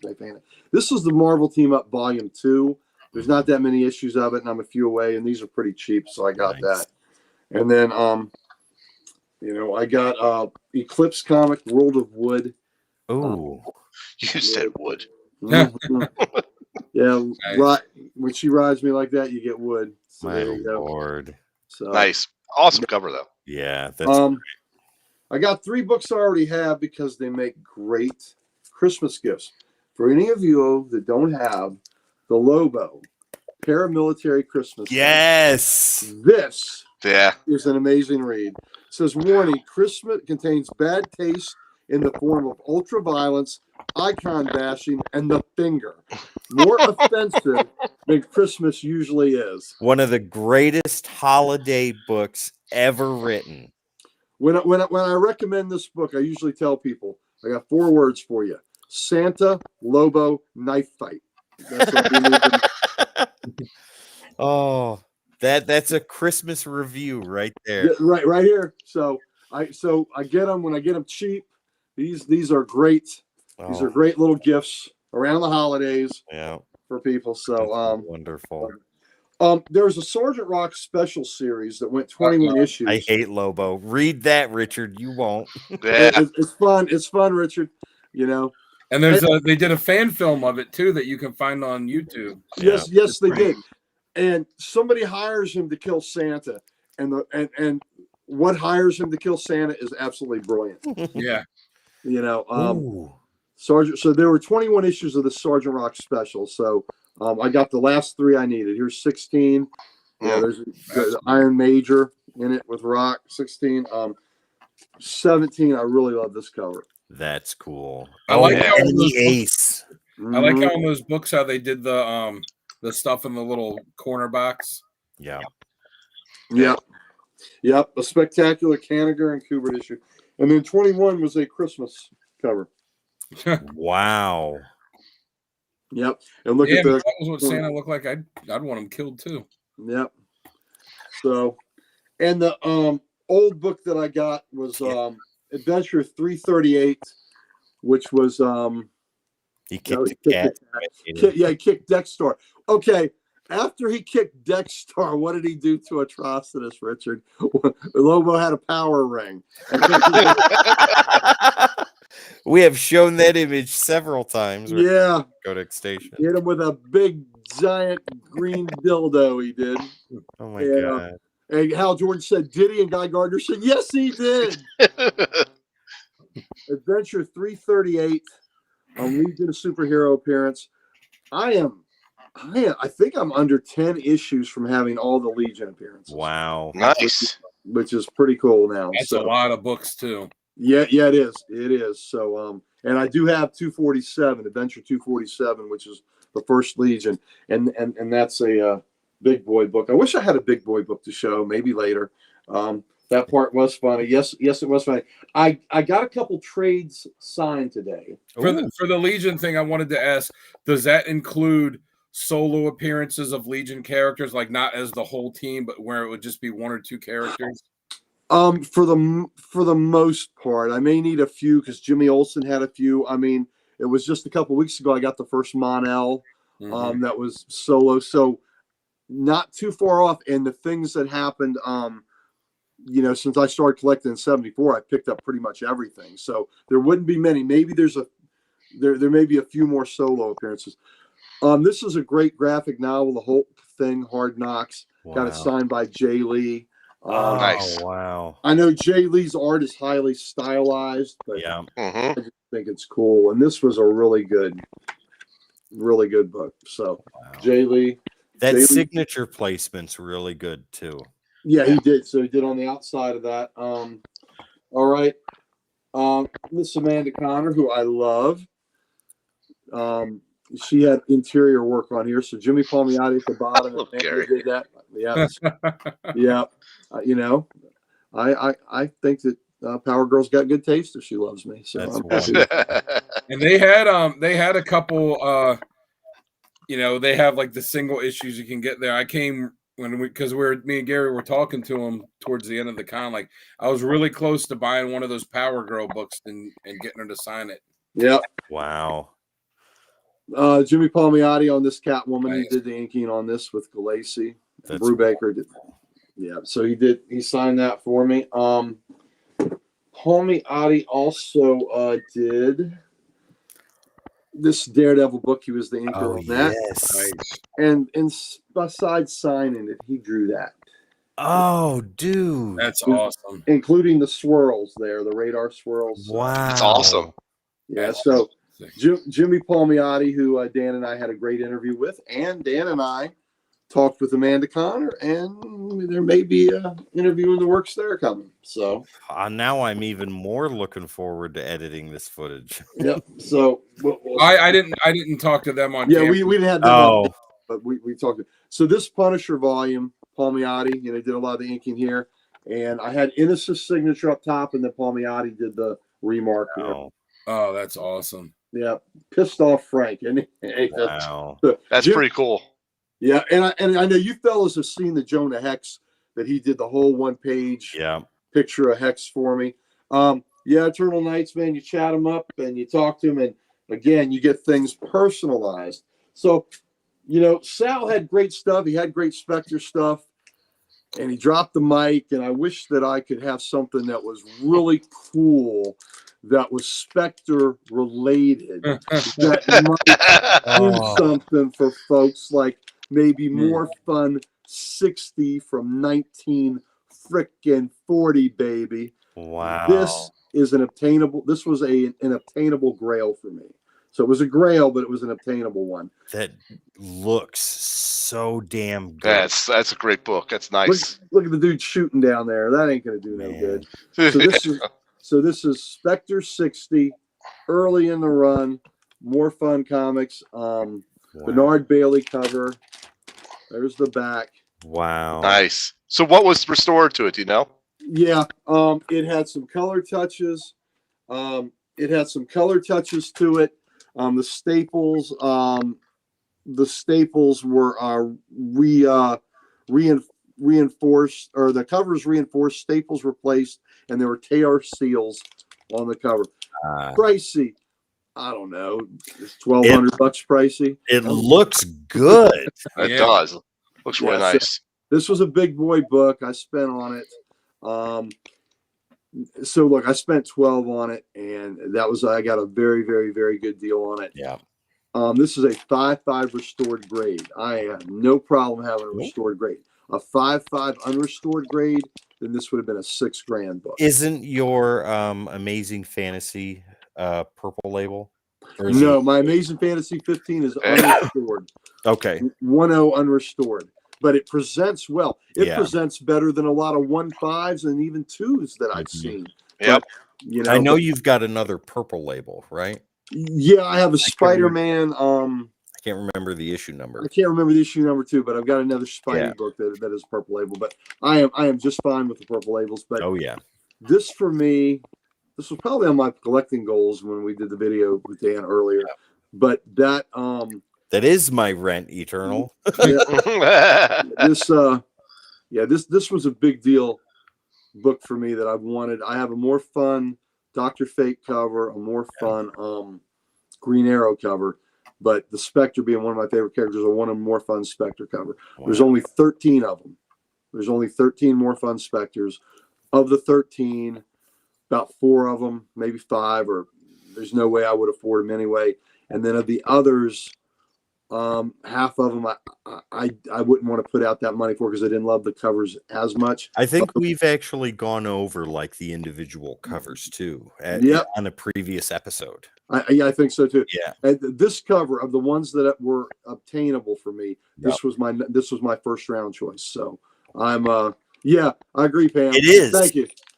I'll take this in a heartbeat. I have no problem with that. Yeah, yeah. Northern Virginia is hell of expensive. So Yeah, is yeah, he's East right about Tennessee, big guy. Yeah. So no, Northern Virginia. Well, we're in Loudoun County. Loudoun County per capita is like the most expensive county in the country. So, but thank you, Pam. I am so thrilled with this book. I've kept it upstairs with me, so I look at it before I go down to bed. I hug it. Give a it little a bit. hug. Give it a hug. Give it a hug. So shout out to Damien Hill, Warthog Comics, who will also be at Baltimore. My buddy, my personal comic dealer that hooked me up with this beauty. He's been on the lookout for a couple of years for this. That's amazing. He's telling his wife, he's like, Diane, move over, like you're crowded. Yeah, baby, don't hurt the book. Don't hurt the book. Right. Just Stop scoot over a little hogging more. the pillow. Yeah. Stop hogging the pillow. More fun wants some. That's right. And what's really funny about the October 40 cover date, I've got like 5 books from October of 1940. Wow. My Detective 44, I think, is October 40. Flash Comics 10, I think, is October 40. So it's just kind of funny that's my yeah. Yes, he is. You damn straight I am. Yeah. Mwah, baby. But anyway, that's really exciting. This is the most exciting book I've gotten in a while. I mean, I am. See, you can hear from it. It's already wrapped too, so it'll be safe. It's wrapped for your protection. There you go. And your pleasure. And my pleasure. Gary, it's ribbed. Gary, that is amazing. That is more fun than I could ever have at this particular moment. But Dan, you get to follow that up, sir. What do you got? Nothing like that. I was going to show this. This isn't something I picked up. If you saw me a minute ago, I was grabbing this out of the box. There's the Exiles book I mentioned. It's Exiles issue 23. Oh, yeah. Oh, with the Doom cover, right? So this is the first time before, years before Infamous Iron Man, all that. This was the first time that they had Iron Man as Doctor Doom. It was an alternate. Exiles was a fantastic alternate reality book. And this was one where the reality they leapt to that Iron Man had become Doctor Doom. So everybody that's looking for this stuff, they said in the video when they announced it, they specifically said Victor Von Doom. But, if it is Tony, this would be the first one for it. Though I hope it's not. So, I went to the same convention Gary was at today because what else did I have to do?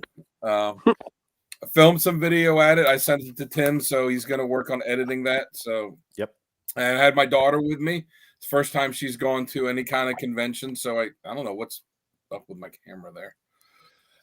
So I, you'll see her in the video too. And, I gave her some money so she could pick out something to get. The first thing I want to show off is Adam was there, Eternal Night Comics. So we stopped and talked with him for a bit. And he gave this, to my daughter for free, this Pokemon card. Ooh. Oh, nice. I think Awesome. I think it's in Japanese. Yes. Looks like it. That's super cool. Thank you. I was gonna go back to his booth to pick up some stuff for myself later, but my daughter was dragging me around, and then we had to leave to meet my wife for lunch and came back later. But this is cool, and she was excited about it.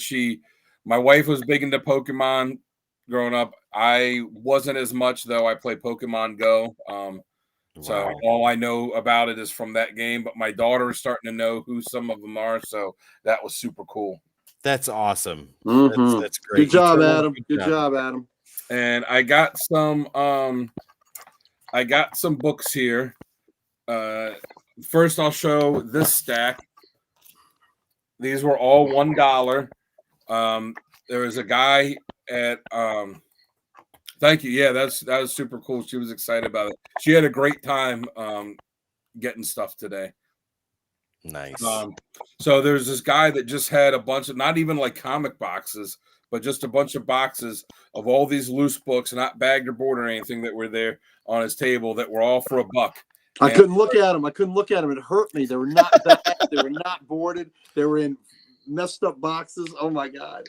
But the condition of them is pretty Yeah. decent, you know. And oh, it is. Well, if you're going to be at Baltimore, I'll definitely come by and pick some stuff up. If not, you know, next time I see you at LotCon or something, I will. Yeah. I just didn't have a chance to go back today. But anyway, so the guy just had all these boxes. I started flipping through a couple, and I was like, "Oh, this is cool." And I started picking out a couple, then going through another one, and then I just kept picking out stuff and went through all of them. So I wish I would have asked the guy, because I heard him tell someone, he's like, "Oh yeah, I got a whole warehouse full of stuff like this." So I wish I would have asked if he had a card or something, because I definitely would like to look through some stuff some more. So I got again, all of these ones for $1. So Classic X-Men #2. Nice. With Thunderbird. Yep. Great Storm. Yeah. yes. Arthur Adams. Classic X-Men #23. Ooh, wow. With the Yep. and you all Classic X-Men, you always got to show the back cover too. Mm-hmm. Yeah. Because Yep. it was fantastic. And then they always on the inside cover for a lot of the series, they also did these cool Yep. these cool inside, you know, interior ones too. Like this one's fantastic. Yeah, look at that. Yeah. Nice. Classic X-Men 25. That Nice. Colossus is great. Yes. Moses back- Matt. And the back's even better. Oh, look at Yeah. That was cool. Classic X-Men 38. That's awesome. I like that. And at this point, they had stopped doing the back cover stuff, and they were still doing the interior ones though. This one, A lot of artists got to get their start on Mm-hmm. books like Classic and Marvel Tales and things. And the backup tales that were new in there were a Mhm. lot of them were really good stories. yeah, they were written by Chris Claremont. John Bolton did the art on a lot of them, and then the ones that did the way they did it was the ones you know, they would have the new covers, but they would also have these, you know, have these little things they would do on the inside cover. Like Mike Mignola would do a bunch of them. Art Adams did a bunch of them. A lot of great artists have early work in those books. Yeah. Mm-hmm. Classic X-Men 51. Look at that Doom Mm-hmm. Storm. Holy cow. I think I posed it as a question of the day on the comic character the page a while ago. I was like, with Classic X-Men, if they were to start doing a book like that again, what series would you want to see them reprint and do like little side backup stories for it too? I think it would be cool to see it with Yeah. Avengers. Oh yeah. Me too. Yeah. Not ready for a con that's that size as a vendor. Might ask Rob if I can help him out. Mhm. Yeah, it's true. The vendor prices, I don't know what the vendor prices are at some of these other ones, but I know Baltimore it is kind of pricey. Mhm. So I got these 2 issues of Avengers Spotlight, issue 23 Ooh. Nice. and 28. Oh, So- nice Hawkeye. Yeah, so for anyone who doesn't know, there was a series, solo Avengers that would focus on Hawkeye solo stories, and then, you know, another Avenger, and then after about 20 issues, then they changed it to Avengers Spotlight, and it was still the same basic thing. And then it ran for another 20 issues. I've got all of the solo Avengers, and I'm working on completing all of the Avengers Spotlight. I got this Green Lantern 181. That's just such an awesome classic cover. Ooh, That is. I quit. Couple issues of All Star Squadron #24. I Oh, like that's great tarantula issue. Yeah. Yeah. I like that Yep. Tron advertisement on the back. Yes. Space Paranoids. All Star #51. Ooh. All Star was such a great series. It is. Yeah, I'm working on completing it. And All Star 55. Mhm. Crisis on Infinite Earths tie-in, ladies and gentlemen. Another DC series I'm working on completing is the first Booster Gold series. So I got number 4, Nice. number 6, Cool. number 15. Is it 15? Yeah, 15. Wow. This cool old Saga of the Submariner 12-issue series. I got about half of it. So yeah. Was his stuff alphabetized or just all over the place? No, the stuff is all over the place. There's no rhyme or reason to however it was in there. And you'd see a issue in one box, and then like 2 boxes later, you'd see it again. Oh wow. I got some, old issues of What If are always seeming to be kind of pricey.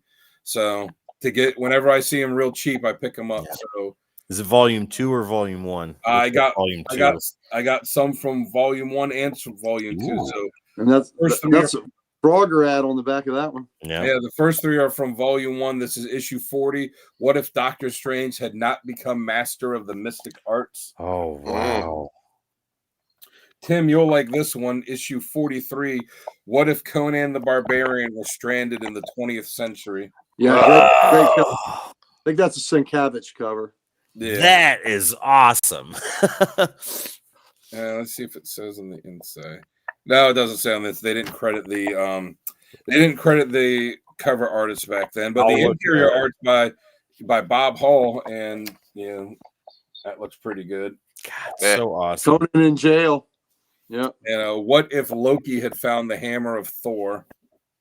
That's the last issue. Yeah. Oh, I love that painted cover. Yes. So Jones interior art. It does not say who did the cover artwork for that on CLT. And then I got 2 issues of volume 2, which these are, I don't know what happened to my What If collection, because I feel annoyed buying books that I know for a fact I bought when they came out. So you got issue 36. What if the Avengers battled the Guardians of the Galaxy? Oh wow. Disorganized boxes for the win. But you know what it tells me when I see disorganized boxes? It tells me that the person doesn't know what they have, and you might be able to come up with some gems. Like some of these. These aren't aren't $100 books, but these are books that'll run you like $20. Some of these like $20 or so. Yeah, they're nice. And then this one, 39. What if the Watcher saved the universe? Which was part 5 of a 5. They never did storylines through What If, but this was the one time they did this time quake. Nice. And you can see they had like the Lord of the Vampires Wolverine there, and they had the different Iron Man stuff. Whatever's happening to Iron Man is catastrophic. Yeah. As the poster I showed these guys beforehand, and anyone knows I've talked about, I'm a huge Indiana Jones fan, so whenever I see the books, I'll get them. So I got the Further Adventures of Indiana Jones number 8. Nice. And number 25. Oh, that's cool. And Indiana Jones and the Last Crusade number 1. Nice. That's a good cover. Eternal. I have spent $10 to $50 to get in boxes from time to time, but not a lot of time. Mm-hmm. And Indiana Jones and the Last Crusade was my favorite of the Indiana Jones movies. And the artwork in it looks pretty good too. A lot of times these, they got Brett Blevins doing the art on it. A lot of times these movie adaptations they would do, the art would not be good, but this one was good. Then when they got it to Dark Horse, Indiana Jones and the Fate of Atlantis issue 2. Oh, beautiful cover. Nice. Yes. And as I work on buying the singles when I get them cheap to complete this, Crisis on Infinite Earths number 4. Always great to have. Mm-hmm. I think I'm 5 issues away of completing that. I'm watching the animated version of that. Horrible. Terrible. That's what I've heard. I've heard it's terrible. It's the only thing that's cool in there is the cameos of the different animated universes. That Watchmen number 12. Oh, you got that for $1? Yeah, $1. Hell yeah. This one, which I think was one of my covers when we did the Shazam issue number 2. Oh. Yeah, great Mandrake cover. Mm-hmm. Yes. That's cool. And then I got a bunch of issues of Sensational She-Hulk, the first run, which I always got to pick those up when I find them cheap, because that run, even before the show came out, that run, there's some really pricey issues for that. So I got number 23. Oh, wow. Nice. Number 26, featuring Excalibur. Nice. Number 32, it said, I don't believe this. I'm plunging towards certain doom, and I get bad puns for copy cover. It says Jenny to the center of the earth. Oh wow. Yeah, this was John Byrne. She was at her best when John Byrne was writing and drawing her. And this one, number 49, it says, nice. "Okay, Wheezy, you may not want to give up my uniform, but I found someone who will make you do it. It can't be, not you." And number 54, To Live and Die in L.A. Part 3. Oh, She-Hulk lives. And then I got a couple issues of X-Men that I already have, but for $1, I couldn't, they're worth more than that. I couldn't pass up getting bonus copies for me, essentially, of 184, the first appearance of Forge. Yep. Yep, there you go. Underrated first appearance. Yes. And I think he had another copy of this in there, but when I was going back and flipping through the box, I couldn't find it, so maybe someone else did. But there is also 193, which is the first appearance of Firestar in the main Marvel universe. Nice. That was just a great story too. That's where Warpath wanted revenge on Xavier for Thunderbird's death, and he put on Thunderbird's costume, and it was a really touching issue. But it's not her first appearance in comics was in Spider-Man Is Amazing Friends #1, but this was her first appearance in Marvel continuity. So I had to get 2 of them. There you go. I mean, it's $1 for like a $20 book. Yeah. And I've already got it. So you know what? Whatever. Nice. I can't pass up a value. And then I thought that was going to be it. Then, I went back later and I, what's this? Yeah, you're right. Christ on Venus was just a great series. And you can find the individual issues, kind of cheap here and there if you're I'm patient to look for it. Sal, did you run over a dog? No, I didn't. She just kind of yawned and made that noise. Oh wow! Few vendors. She's already. She's at my feet, but she's behind me. It's not the first Warpath. That was in New Mutants. I forget the issue number, but that was in an issue of New Mutants. But yeah, it was an early appearance because he was on the Hellions before anything else. What else you got there, Dan? I got a few more. So these ones were not dollar books, and you can ignore the prices on them because I paid in cash and did some deals. So this is one I've been wanting for a while. Booster Gold #1, his first appearance. Nice. This guy had it priced at $45, which I saw it at other booths for twice that, and I got it. This and this next book I got kind of bundled together cheaper. So this one it's missing the front and the back cover, but all the rest of it is complete. So the price reflects it, but it's Fantastic Four issue 7. Dude. 7, yep. Nice. Yeah. It's unfortunate because the cover to it's cool too. It's first appearance of Hergo. Yeah, maybe that's who what's his name will play in the Fantastic Four movie. That's a great number 7 though. That's 310. Yeah. Yeah, I mean for this, so essentially it was about $20. I was like, even without the cover, like when am I ever going to be able to afford a copy of Fantastic Four #7? Yeah. And what did they? We've said it before, and I think Pam said it earlier. Low grade's better than no grade. That's right. Yeah. Oh, and so this next one, I got all these 5 books from these last 5 books I got from one vendor where he had it where you could buy one and get the second one half off, or buy 2 and get a third one free, or buy 3 and like the more you bought, the bigger the discount you got was. So. Yeah, thinking of Gary and then thinking of you too, Sal. 37. What does that say? Can you read the verbiage on that? Because once more the order changeth. Enter Moondragon, Yellow Jacket, and the Bludgeoning Beast. Gangway, an Avenger is coming through. What was that last part? What? Gangway what? Gangway, an Avenger is coming through. Oh man, Sal. I'm sorry, but you guys are all It That came is a staticky. It sounded like you were saying it wrong. You know what? I don't know that there's a single issue where he says, "Gangway, there's an X-Man coming through." But look at him there. He's declaring that he is an Avenger. Before even, yeah. Okay. Yeah, All right. yeah, I know. It's just right there in front of you, Sal. An Avenger is coming through. Good job, Dan. Good job. Thank you. And this one, I'm a fan of the character. It's issue 1. Shazam #1, the original Captain Marvel. Oh, There you go. great. Nice. That's first silver, right? Or first bronze? This is the first Yeah. one when DC got the rights to Yeah. it. Right, and it's a CC Bet cover. Yes. Nice. And that was really This is an Avenger. That's right, Richard. You rock, buddy. And that was really cool. DC did that at the time when they brought CC back, and they're like, "Hey, you're going to be the artist on it." Yep. Nice. So yeah, that was. I just saw it and I was like, "That's a decent price." Yeah. Can't go wrong with it. For this X-Men issue 42. Nice. Oh wow. Yep. And Uncanny X-Men number 123. There you go. That's a nice one. Great. Yeah.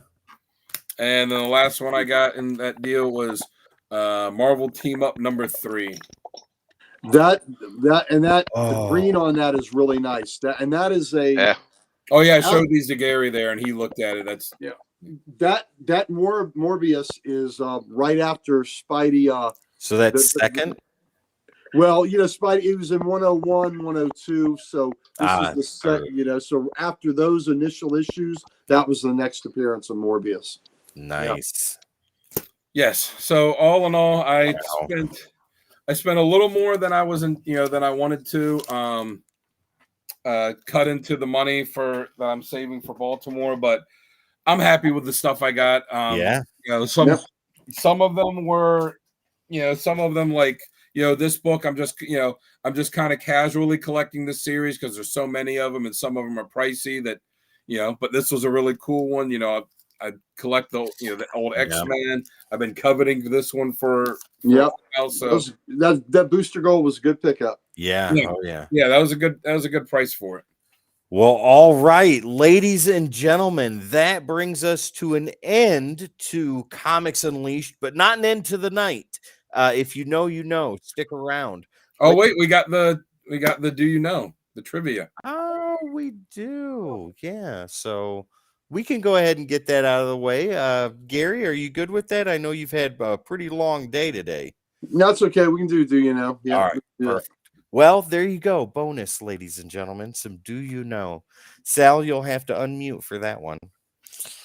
Don't worry, I will. I'm not sure why my mic is going crazy, but that's what it is. All right, ladies and gentlemen, this will be the last segment for Comics Unleashed. And then after this, we will have Uncle Gary's showcase. And the secret word is adventure. Adventure, ladies and gentlemen. So stick around for that. But let's go ahead and get into Do You Know? 3 questions with answers. We'll guess chat. You are more than welcome to participate in this as well. In fact, we encourage it because we can phone a chat and look. Thanks, Bougie. Yeah, hell yeah. Thank you, Bougie. I could have easily spent so much more today. There were not as many comic vendors as there were other kind of vendors, but there were some guys that had some good stuff. Yeah. Always good time at a con. All right, Sal, why don't you go ahead and kick us off with first question for Do You Know? All right. Do you know? Oh, wait, Dan, you're keeping track of score? Yes. All right, perfect. All right, folks. Do you know which cemetery the spirit operated out of? I'm looking at chat right away. Tim is phoning a friend. I am phoning a bunch of friends. Chat, help me out here. I don't know. I don't know. Gotham Cemetery. Eisner Cemetery. There we go. Forest Lawn. Sorry, it's Wildwood Cemetery. Wildwood. Wow. All right, no points. Dan? All right, so when Mr. Freeze was first introduced, his name was not Mr. Freeze. Do you know what his original name was and when he changed it and when it was changed to Mr. Freeze. You had me in the first half. I was gonna say, how many parts are in this question? Do we need to take notes? Well, yeah, I wrote it down here. So really, you just have to. The real question is just, do you know what his original name was? Jellystone. I'm gonna say Jellystone. Fries. Hey, Spectre. Fries was his original last name. No, I don't know it. Sorry, go ahead, Gary. Well, I was going to go ahead and take your guess. I was going to say something like with something with Cold, Victor Cold, or something like that, but I don't think that's even close. I already gave my answer. Keith's right. What's less than 1? Yeah. Damn it. 0. Mr. Zero. Mr. Keith got it. Mr. Keith's got a point. Yeah, he was Record introduced in Batman 121 in 1959. His name was Mr. Zero. In his second appearance was in Blackhawks. Second was Detective Comics 373 when he became Mr. Freeze, and that was in 1968. So it took him almost 10 years to change from Mr. Zero to Mr. Freeze. Keep track of your points, chat, so you can see how you compare to comic professionals up here. All right, Gary, you're up, good sir. What do you got for your first question? All right, y'all saw this beautiful, beautiful More Fun Comics number 60. This guy right here, what's his first appearance? What book? Book and issue number. Ah, shit. I don't think that was it. No. I know it's wrong. I know it's 100% wrong, but I'm just going to make a good educated guess and say All-Star Comics number 1. Well, there was a Spectre story in All-Star 1. That's a good guess. What issue was that, Gary? 60 that I have. More Fun number 51. What did Richard say? There you go. That's 10 points right there, sir. There you go. 10 points. What'd you say, Dan? More Fun 51? Yes. That is also a good guess. I honestly don't know. I'm going to stick with the More Fun side, and I'll go with, I don't know. I'll go with like 33. I wonder if Keith's got the correct 33. Answer. The correct answer, Dan, is More Fun 52. Oh, there we go. Oh, close. Bougie says less fun number 1. Yeah, I did mention the last one. Number 1. Hey, you know what? By Wheel of Fortune rules, I was close.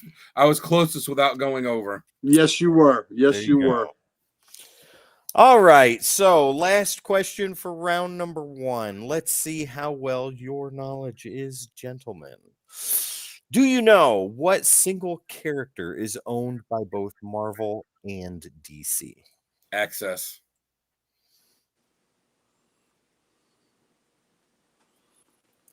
Well, yeah, he's got it. First, Access. Wow. All right. Chat, what about you guys?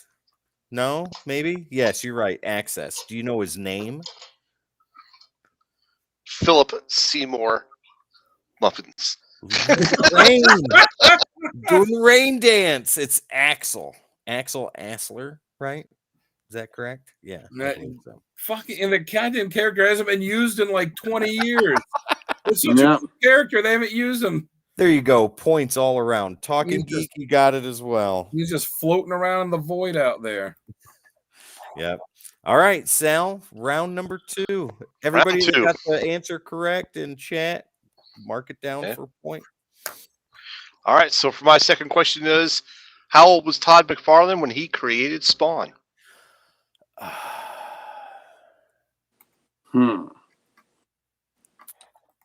Yes. He led to the amalgam stuff. I'm going to say McFarlane was 8 years old. All right, 8. Yeah. I'm going to say 18. Okay. I'm gonna go. I'll kind of go in between. I'll say 13. Okay, Bushi says 13. Mr. Keith says 23. The answer, Pam says 15. The answer is 16. Ooh, Oh, damn. Didn't Once go over. again, I was halfway there. I closest without going over. If we're on Wheel of Fortune, I'd be 20. If we were on Wheel of Fortune. Wow. All right. Dan, you're up.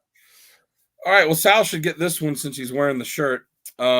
When did Wolverine first say, "I'm the best there is at what I do, but what I do isn't very nice"? Mm.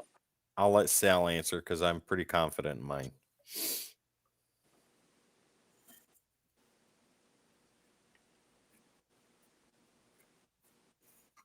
You got to Yeah, Sal. I know. I just can't think of the issue number I want to say.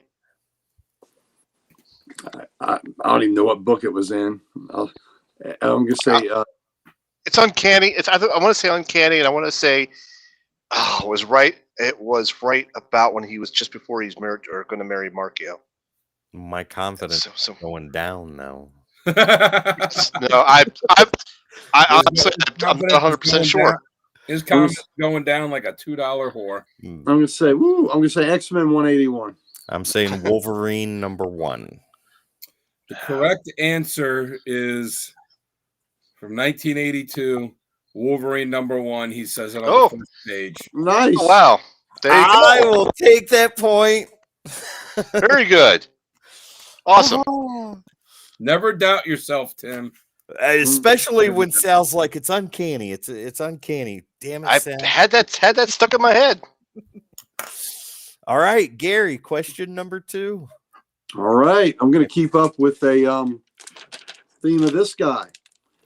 What is the name of the mobster that had Jim Corrigan killed? Shit. I think Dan knows this one.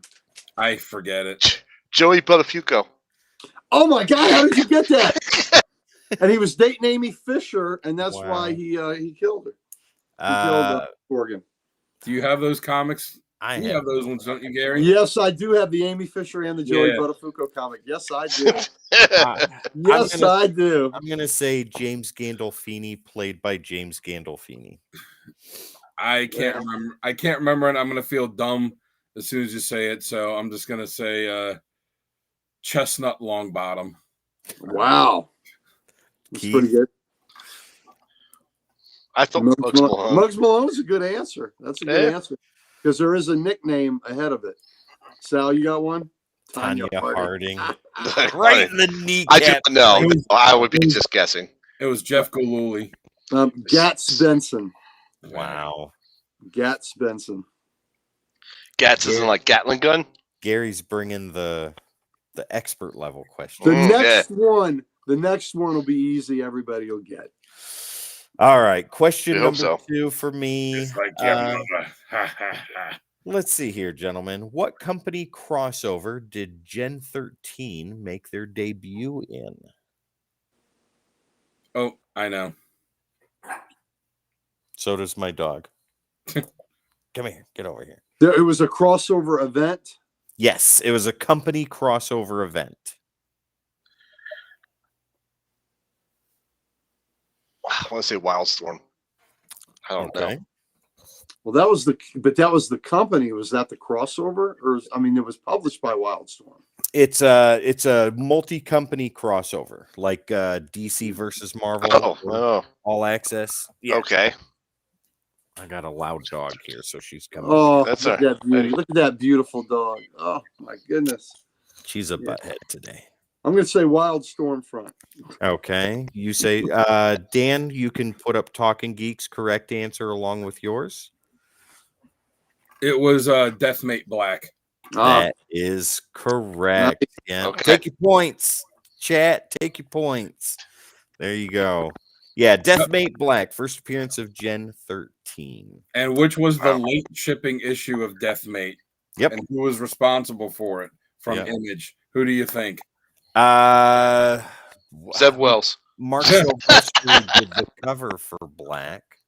No, that one was on time. It was Deathmate Red that was the one. Oh line yeah, because Liefeld that, did it. that Yeah. was Youngblood and Bloodshot together. Yep. Black Knight and Image. Yep, exactly. Look at Talking Geek scoring that. Yeah. Nice. You get Talking Geek. You get some extra bonus points tonight for that. I got my copy over there. It's autographed by Jim Lee and Silvestri and all those guys from when they went on the Killer Instinct tour. But those extra bonus points don't count toward the final total. So, all right, Sal. Third and final laying down the rules. All right. We're gonna dabble into The Crow. Uh-oh. Crow is published in 5 books with what titles? Oh, Jesus Christ. No, that's not right. Like the company that put it out? Not the company, the title name. No, each book had its own title. You want title? Yeah. The Crow. I don't know. Like it would be like one of them was Death and one was Lament, and I can't remember all of them. It was like one was Misery, one was Lament, something like that, but I don't remember all 5. Yeah, I got nothing. Tim, any guess? The Crow. I have no clue.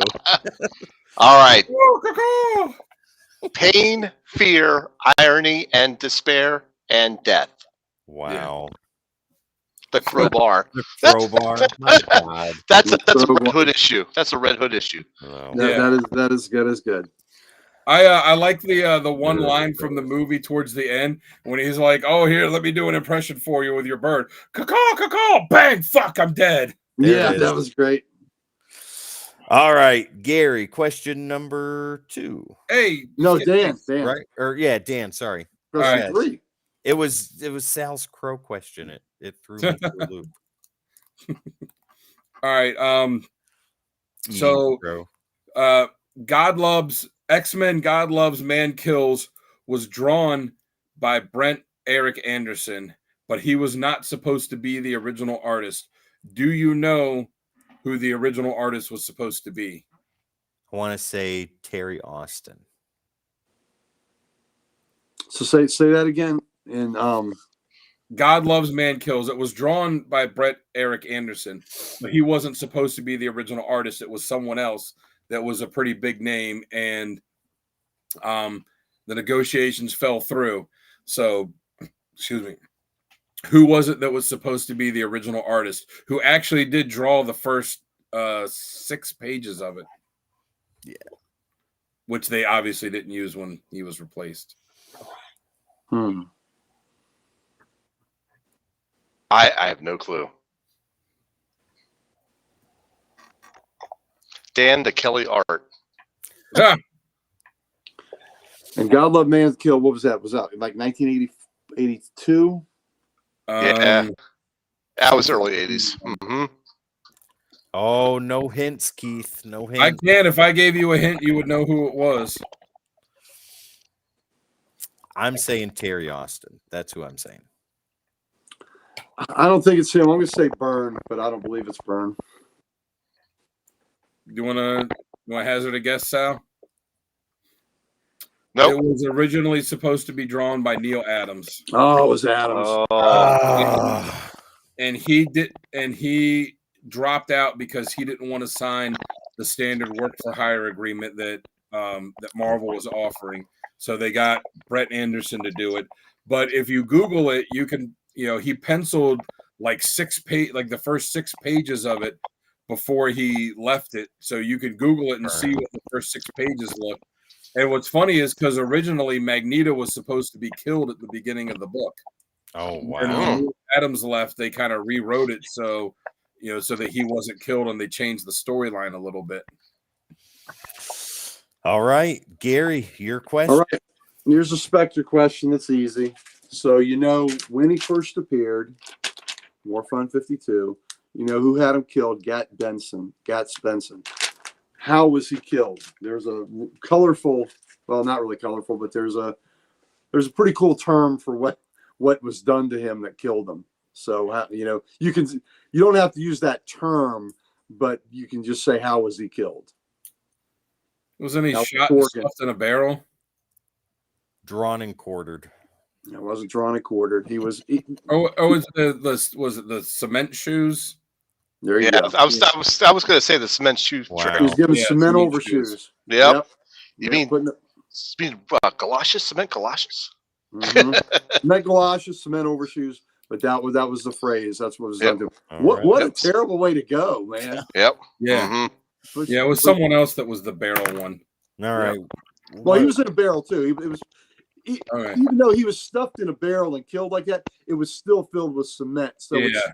it's still called cement overshoes, even though he was in a barrel of cement. Yeah. Yeah, you're right about that, Pam. Like I said, go Google damn. Tar and feathered. Go Hard Google God Loves Man Kills by Neil Adams, and all the pages that he drew for it are up. You could see him, and the artwork on it is stunning. All right. This is the last question. Am I correct? Yes. Yep. Okay. Third and final. What does GW stand for in GW Bridges' name? Garrison, Washington. At least it wasn't a fridge. Wow. Mm. Yeah. What does GW stand for in GW Bridges' name? Oh, God damn it! This elbow's keeping me from being able to reach the mustard. I think it's George Washington. All right. Sal, what do George you got? Washington Bridge. I was going to go with George Washington as well. And Dan, what did you say? I said Garrison, Washington. Okay. It is George Washington Bridge. Ah, GW Bridge, George Washington Bridge. All right, He's we got named that. after a bridge. Green weed. Green weed. Great read. That's a, yeah, the character who is not being played by Giancarlo Esposito, as everyone Yeah. kept thinking. There you go. Talking Geek, you got it. All right. him. Chat, tally up your points. Throw them in the chat right now so we can see how you compare to all of us here as Dan gives the totals. Tim bringing up the rear with the with 1 point. 1 point. 1 And, point. I earned that and- point. Me, Sal, and Gary all tied at 3. Wow. There we go. Nice. Wow. I was Awesome. horrible today. All right, ladies Tomorrow's and gentlemen. Tomorrow's another day, Tim. I do have an addendum. Black Hawk 117 had a Mr. Freeze appearance in it, but it wasn't the same Mr. Freeze, but they used the name Mr. Freeze, and that book was October of 57, which predates the Batman 121. So is it like a prototype freeze? I think it was actually a robotic character that A was pre-freeze. A pre-freeze. There you go. A pre-freeze. But yeah, so Mr. Freeze was used before Mr. Zero came, and then after that, My score was Mr. Freeze OG name 0. And if He you was look a at completely different Batman- character then too. He was Mr. Zero. He was just like, I'm going to use a freeze gun and I'm going to rob banks. They didn't really change his story until what they did in Batman the Animated Series, and they were like, "Oh, that's really good. Let's do that." in Batman 129, and that's an expensive book, by the way. That book hurt when I bought that book. The Mr. Freeze book, Batman 121, and my God, Action 242. That book hurt. That was first Brainiac. Wow. But in Batman 121, when you look at the cover, what's really striking to me is Robin's got some chubby little thighs. Robin needs a little more cardio. He's got some chubby thighs. My Lord. Ladies and gentlemen, this brings us finally to the end of Comics Unleashed, but not to the end of the night. Don't go anywhere. Yep. Stick around because Uncle Gary's showcase is coming up right after this. Secret word for the night is Adventure, and you don't want to miss out on that. But let me go ahead and say thank you very, very much for participating in Comics Unleashed tonight. We would not be here if it wasn't for you, ladies and gentlemen, and we look forward to talking to all of you. No, Calvin, you didn't. Stick around, man, because Uncle Gary's showcase is coming right up. We're just ending this portion of the night. But like I said, we do this for you guys, and we're so glad at any time when you come in the chat, either right at the beginning or right now, Calvin. Absolutely, 110%. Can I say something to Calvin real quick? Sure can. Calvin is coming to us from Japan, my friends. And Calvin, if you haven't seen the Red Hood comic character of the week episode, go. You were mentioned. You were giving some love. I gave a couple of your points that you wanted me to make. So Calvin, you got some love on that, and I'm glad you could join us, brother, all the way from Japan, baby. 100% land of the rising sun. Ladies and gentlemen, thank you so much for joining us right here on Comics Unleashed. Uncle Gary Showcase is coming up right next moment. Let me go ahead and say we got something for you. Gary, what would that be? Oh, man, look at us. Look at us. You can tell we have all the socials, and we would like nothing better than to give them to you. There you go. At the Codex Station, your favorite social media platforms, and where we're live streaming right now. Please make sure to hit the like, share, subscribe, and follow so you don't miss content like this all the time, every time. And Dan is looking too cool for school, and you guys need to look that way too. Head over to thecodexstation.com for all your Codex needs. Get some merch, meet the team, and so much more. Once again, right there, you can get those at Baltimore when we are at Baltimore Comic-Con in September, ladies and gentlemen, 20th through the 22nd, if I do believe. And Sal will personally pin it on you in the location of your choice. Yeah, there you go. Yep, wherever you want it, however you want it. We'll hold your hand while he does it too, so you don't. There you go. I'm in. Sal will be doing piercings too. Oof. The codexstation.com. Sign up for piercings from Sal. That was my old job before I became a slab guy in the morgue. And foot massages too. But you got foot massage guy. You got to be careful because he's doing the piercings and the foot massages both with his teeth. Wow, that's amazing. Wow. Listen, the reason he ended up in the morgue was because that's where a couple of his piercing patients went. So, ladies and gentlemen, we are going to go ahead and end this portion right here, but we will be back in about 45 seconds. We're going to throw some groovy bass tones out there for you, give you a chance to run to the restroom, get your drinks or whatever you need to be.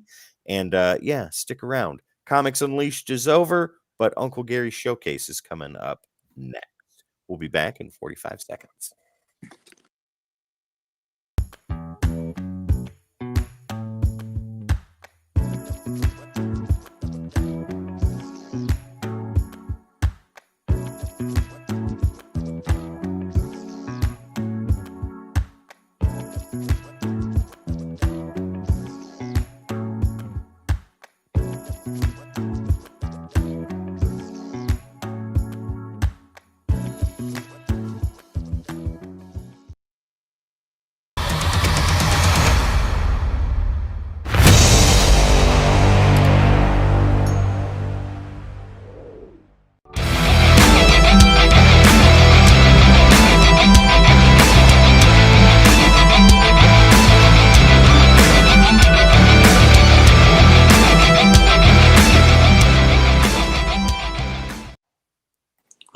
I love that theme. Love those books.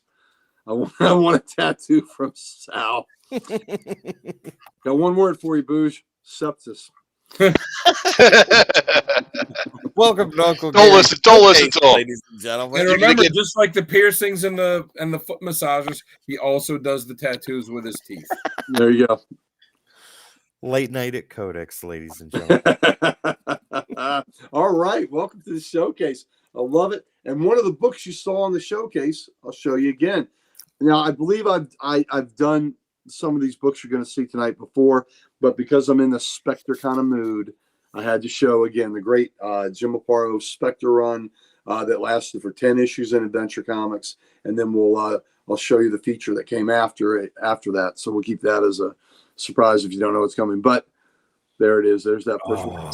And Such a good cover. Tim is collecting these. I've only got one issue in the whole Spectre run. There's only 10 of these. Yeah. There's only 10.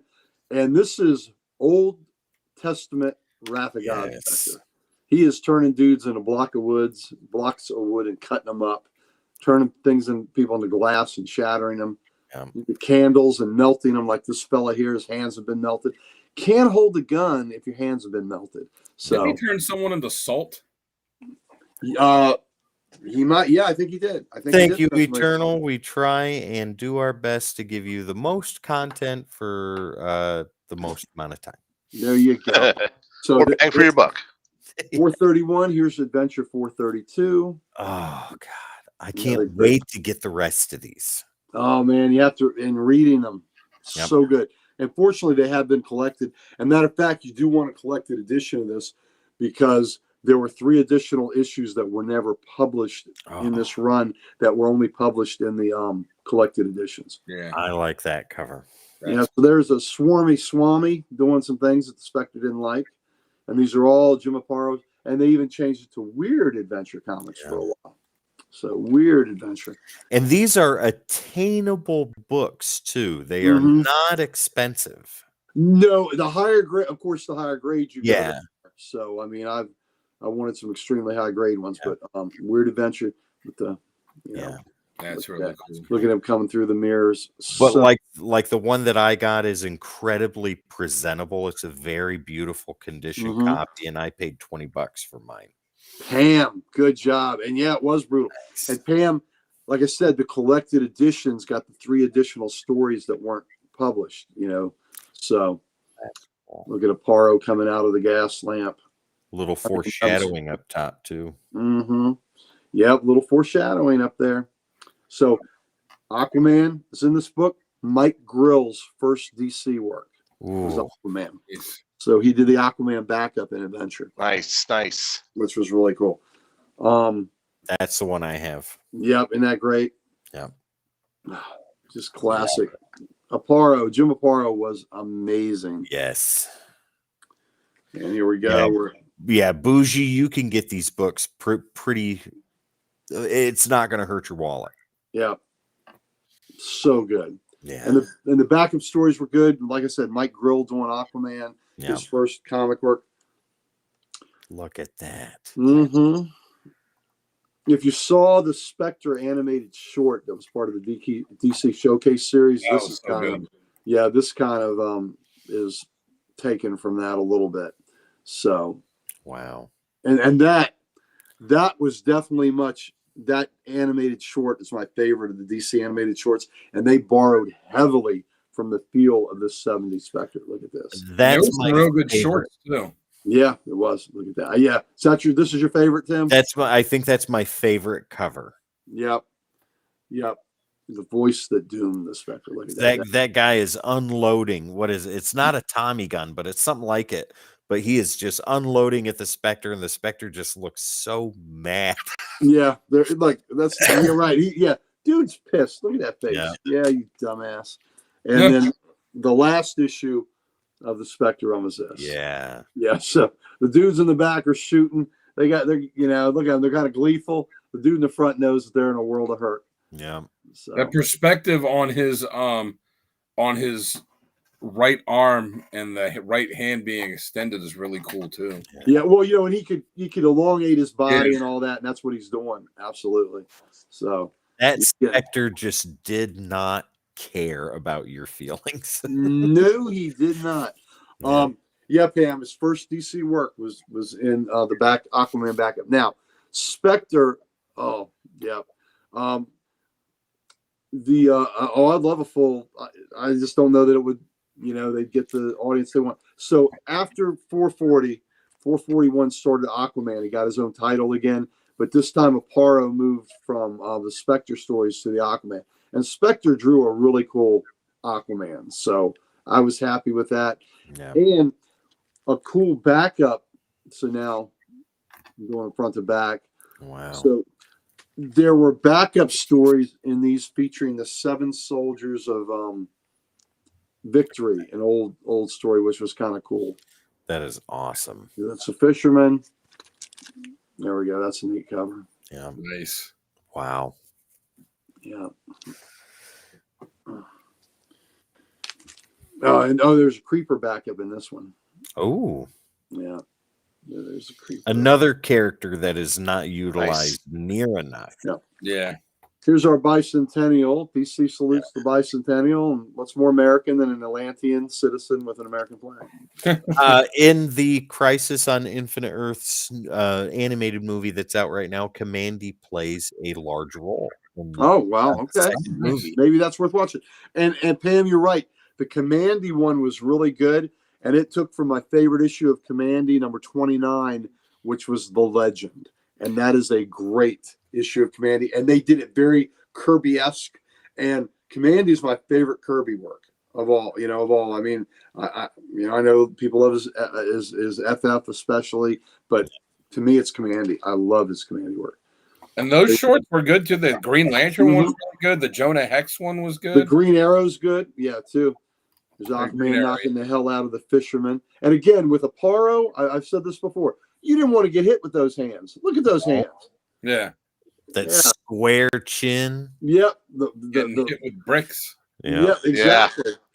That's a world of hurt coming at you. Yeah, it is a world of hurt. But yeah, those hands, even here, look at that. You don't want to get hit with that hand.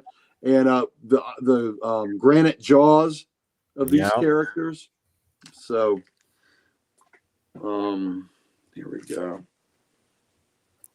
Look at that. That's a great cover. Isn't that good? Yeah. That is fantastic. So, yeah. The Weather Wizard came out of Central City. Figured he's going to see what Aquaman had to offer. And the first appearance of Starro, as we all know, is Brave and the Bold 28. Yeah. This is the next appearance of Starro, and it's like 17 years later. Wow. Well, it was like Mr. Freeze. It was, they introduced him, and then it was 9 years later before he came back. Like they did that a lot back then, I think. Yeah, they sure did. So this was the next, and then there was a Martian Manhunter backup story. So, and then 452, and then after this, Aquaman got his own book again, and this is where Manta kills Aquaman's son. Oh wow. Mm-hmm. So. Another great Aparo. So after that, Aquaman got his book back, and then this went to, I believe, Superboy was the next character that took over. Okay. So that was like 1974 to 76. So those are 2 years of adventure comics. Wow. In the mid 70s for you. That's so awesome. Hope you enjoyed that. All right, ladies and gentlemen, thank you so much for participating in this major night. What am I doing? Putting Dan up. This is where we're supposed to be. Anyways, thank you so much, ladies and gentlemen. What a beautiful night. What a beautiful showcase. How can you ever go wrong with Adventure Comics? And yes, the Spectre ones at least are attainable. So there you go. Those Aquamans are too. Yeah. Even the second Starro, I would imagine that's that's very attainable. Yeah, no, I'm the only one that knows that's a second Starro. There you go. And well, in a couple weeks, I'll ask what's Starro's second appearance and see if y'all remember. No clue. Well, Gary, since it's your showcase tonight, man, this is your show. Why don't you go ahead and send us off? Get us out of here. Well, thank you again for hanging out with us on a Saturday night. I appreciate that y'all would want to spend some of your time with us. And I appreciate my cohorts here, Sal the Slab Guy, Dan Kelly Art, Tim Terrible. Thank you for joining us. Thank you for the wonderful people that not only view, but the people that interact with us and speak with us and let your thoughts and desires and likes be a part of this, because y'all contribute to this conversation so much. And we get a kick out of interacting with all of you because it's fun. Yeah, we would hang out and talk amongst ourselves and have a great time, but you all make it so much sweeter. So, John Sable's fantastic series too. So again, just like that, Talking Geek, adding things like that. I think he's requesting a future. Going for John Sable? Future. Okay. Well, you know what? It's right over there. Oh, right over there. I can get that Sable. Best night of the week because of you cuckoo cats. All right, man. Well, listen, things have changed. I used to do a lot of different things on Saturday night, but same here. This is where I am in my life. This is where we all are in our lives. Yeah. That our Saturday nights now are enlivened by talking to you folks. So thanks a lot. We love you. Can't wait to see you next week. And see ya. There you go. Yeah. All right. We're getting out of here, ladies and gentlemen. We love you so much. We love you long time. Tubuku, Tubuku. We'll see you later. One more. Can I get one more? I love you, please. Just one. Love you. Hulk 180. Thanks. Damn it, Sal. Right on. Bye, guys.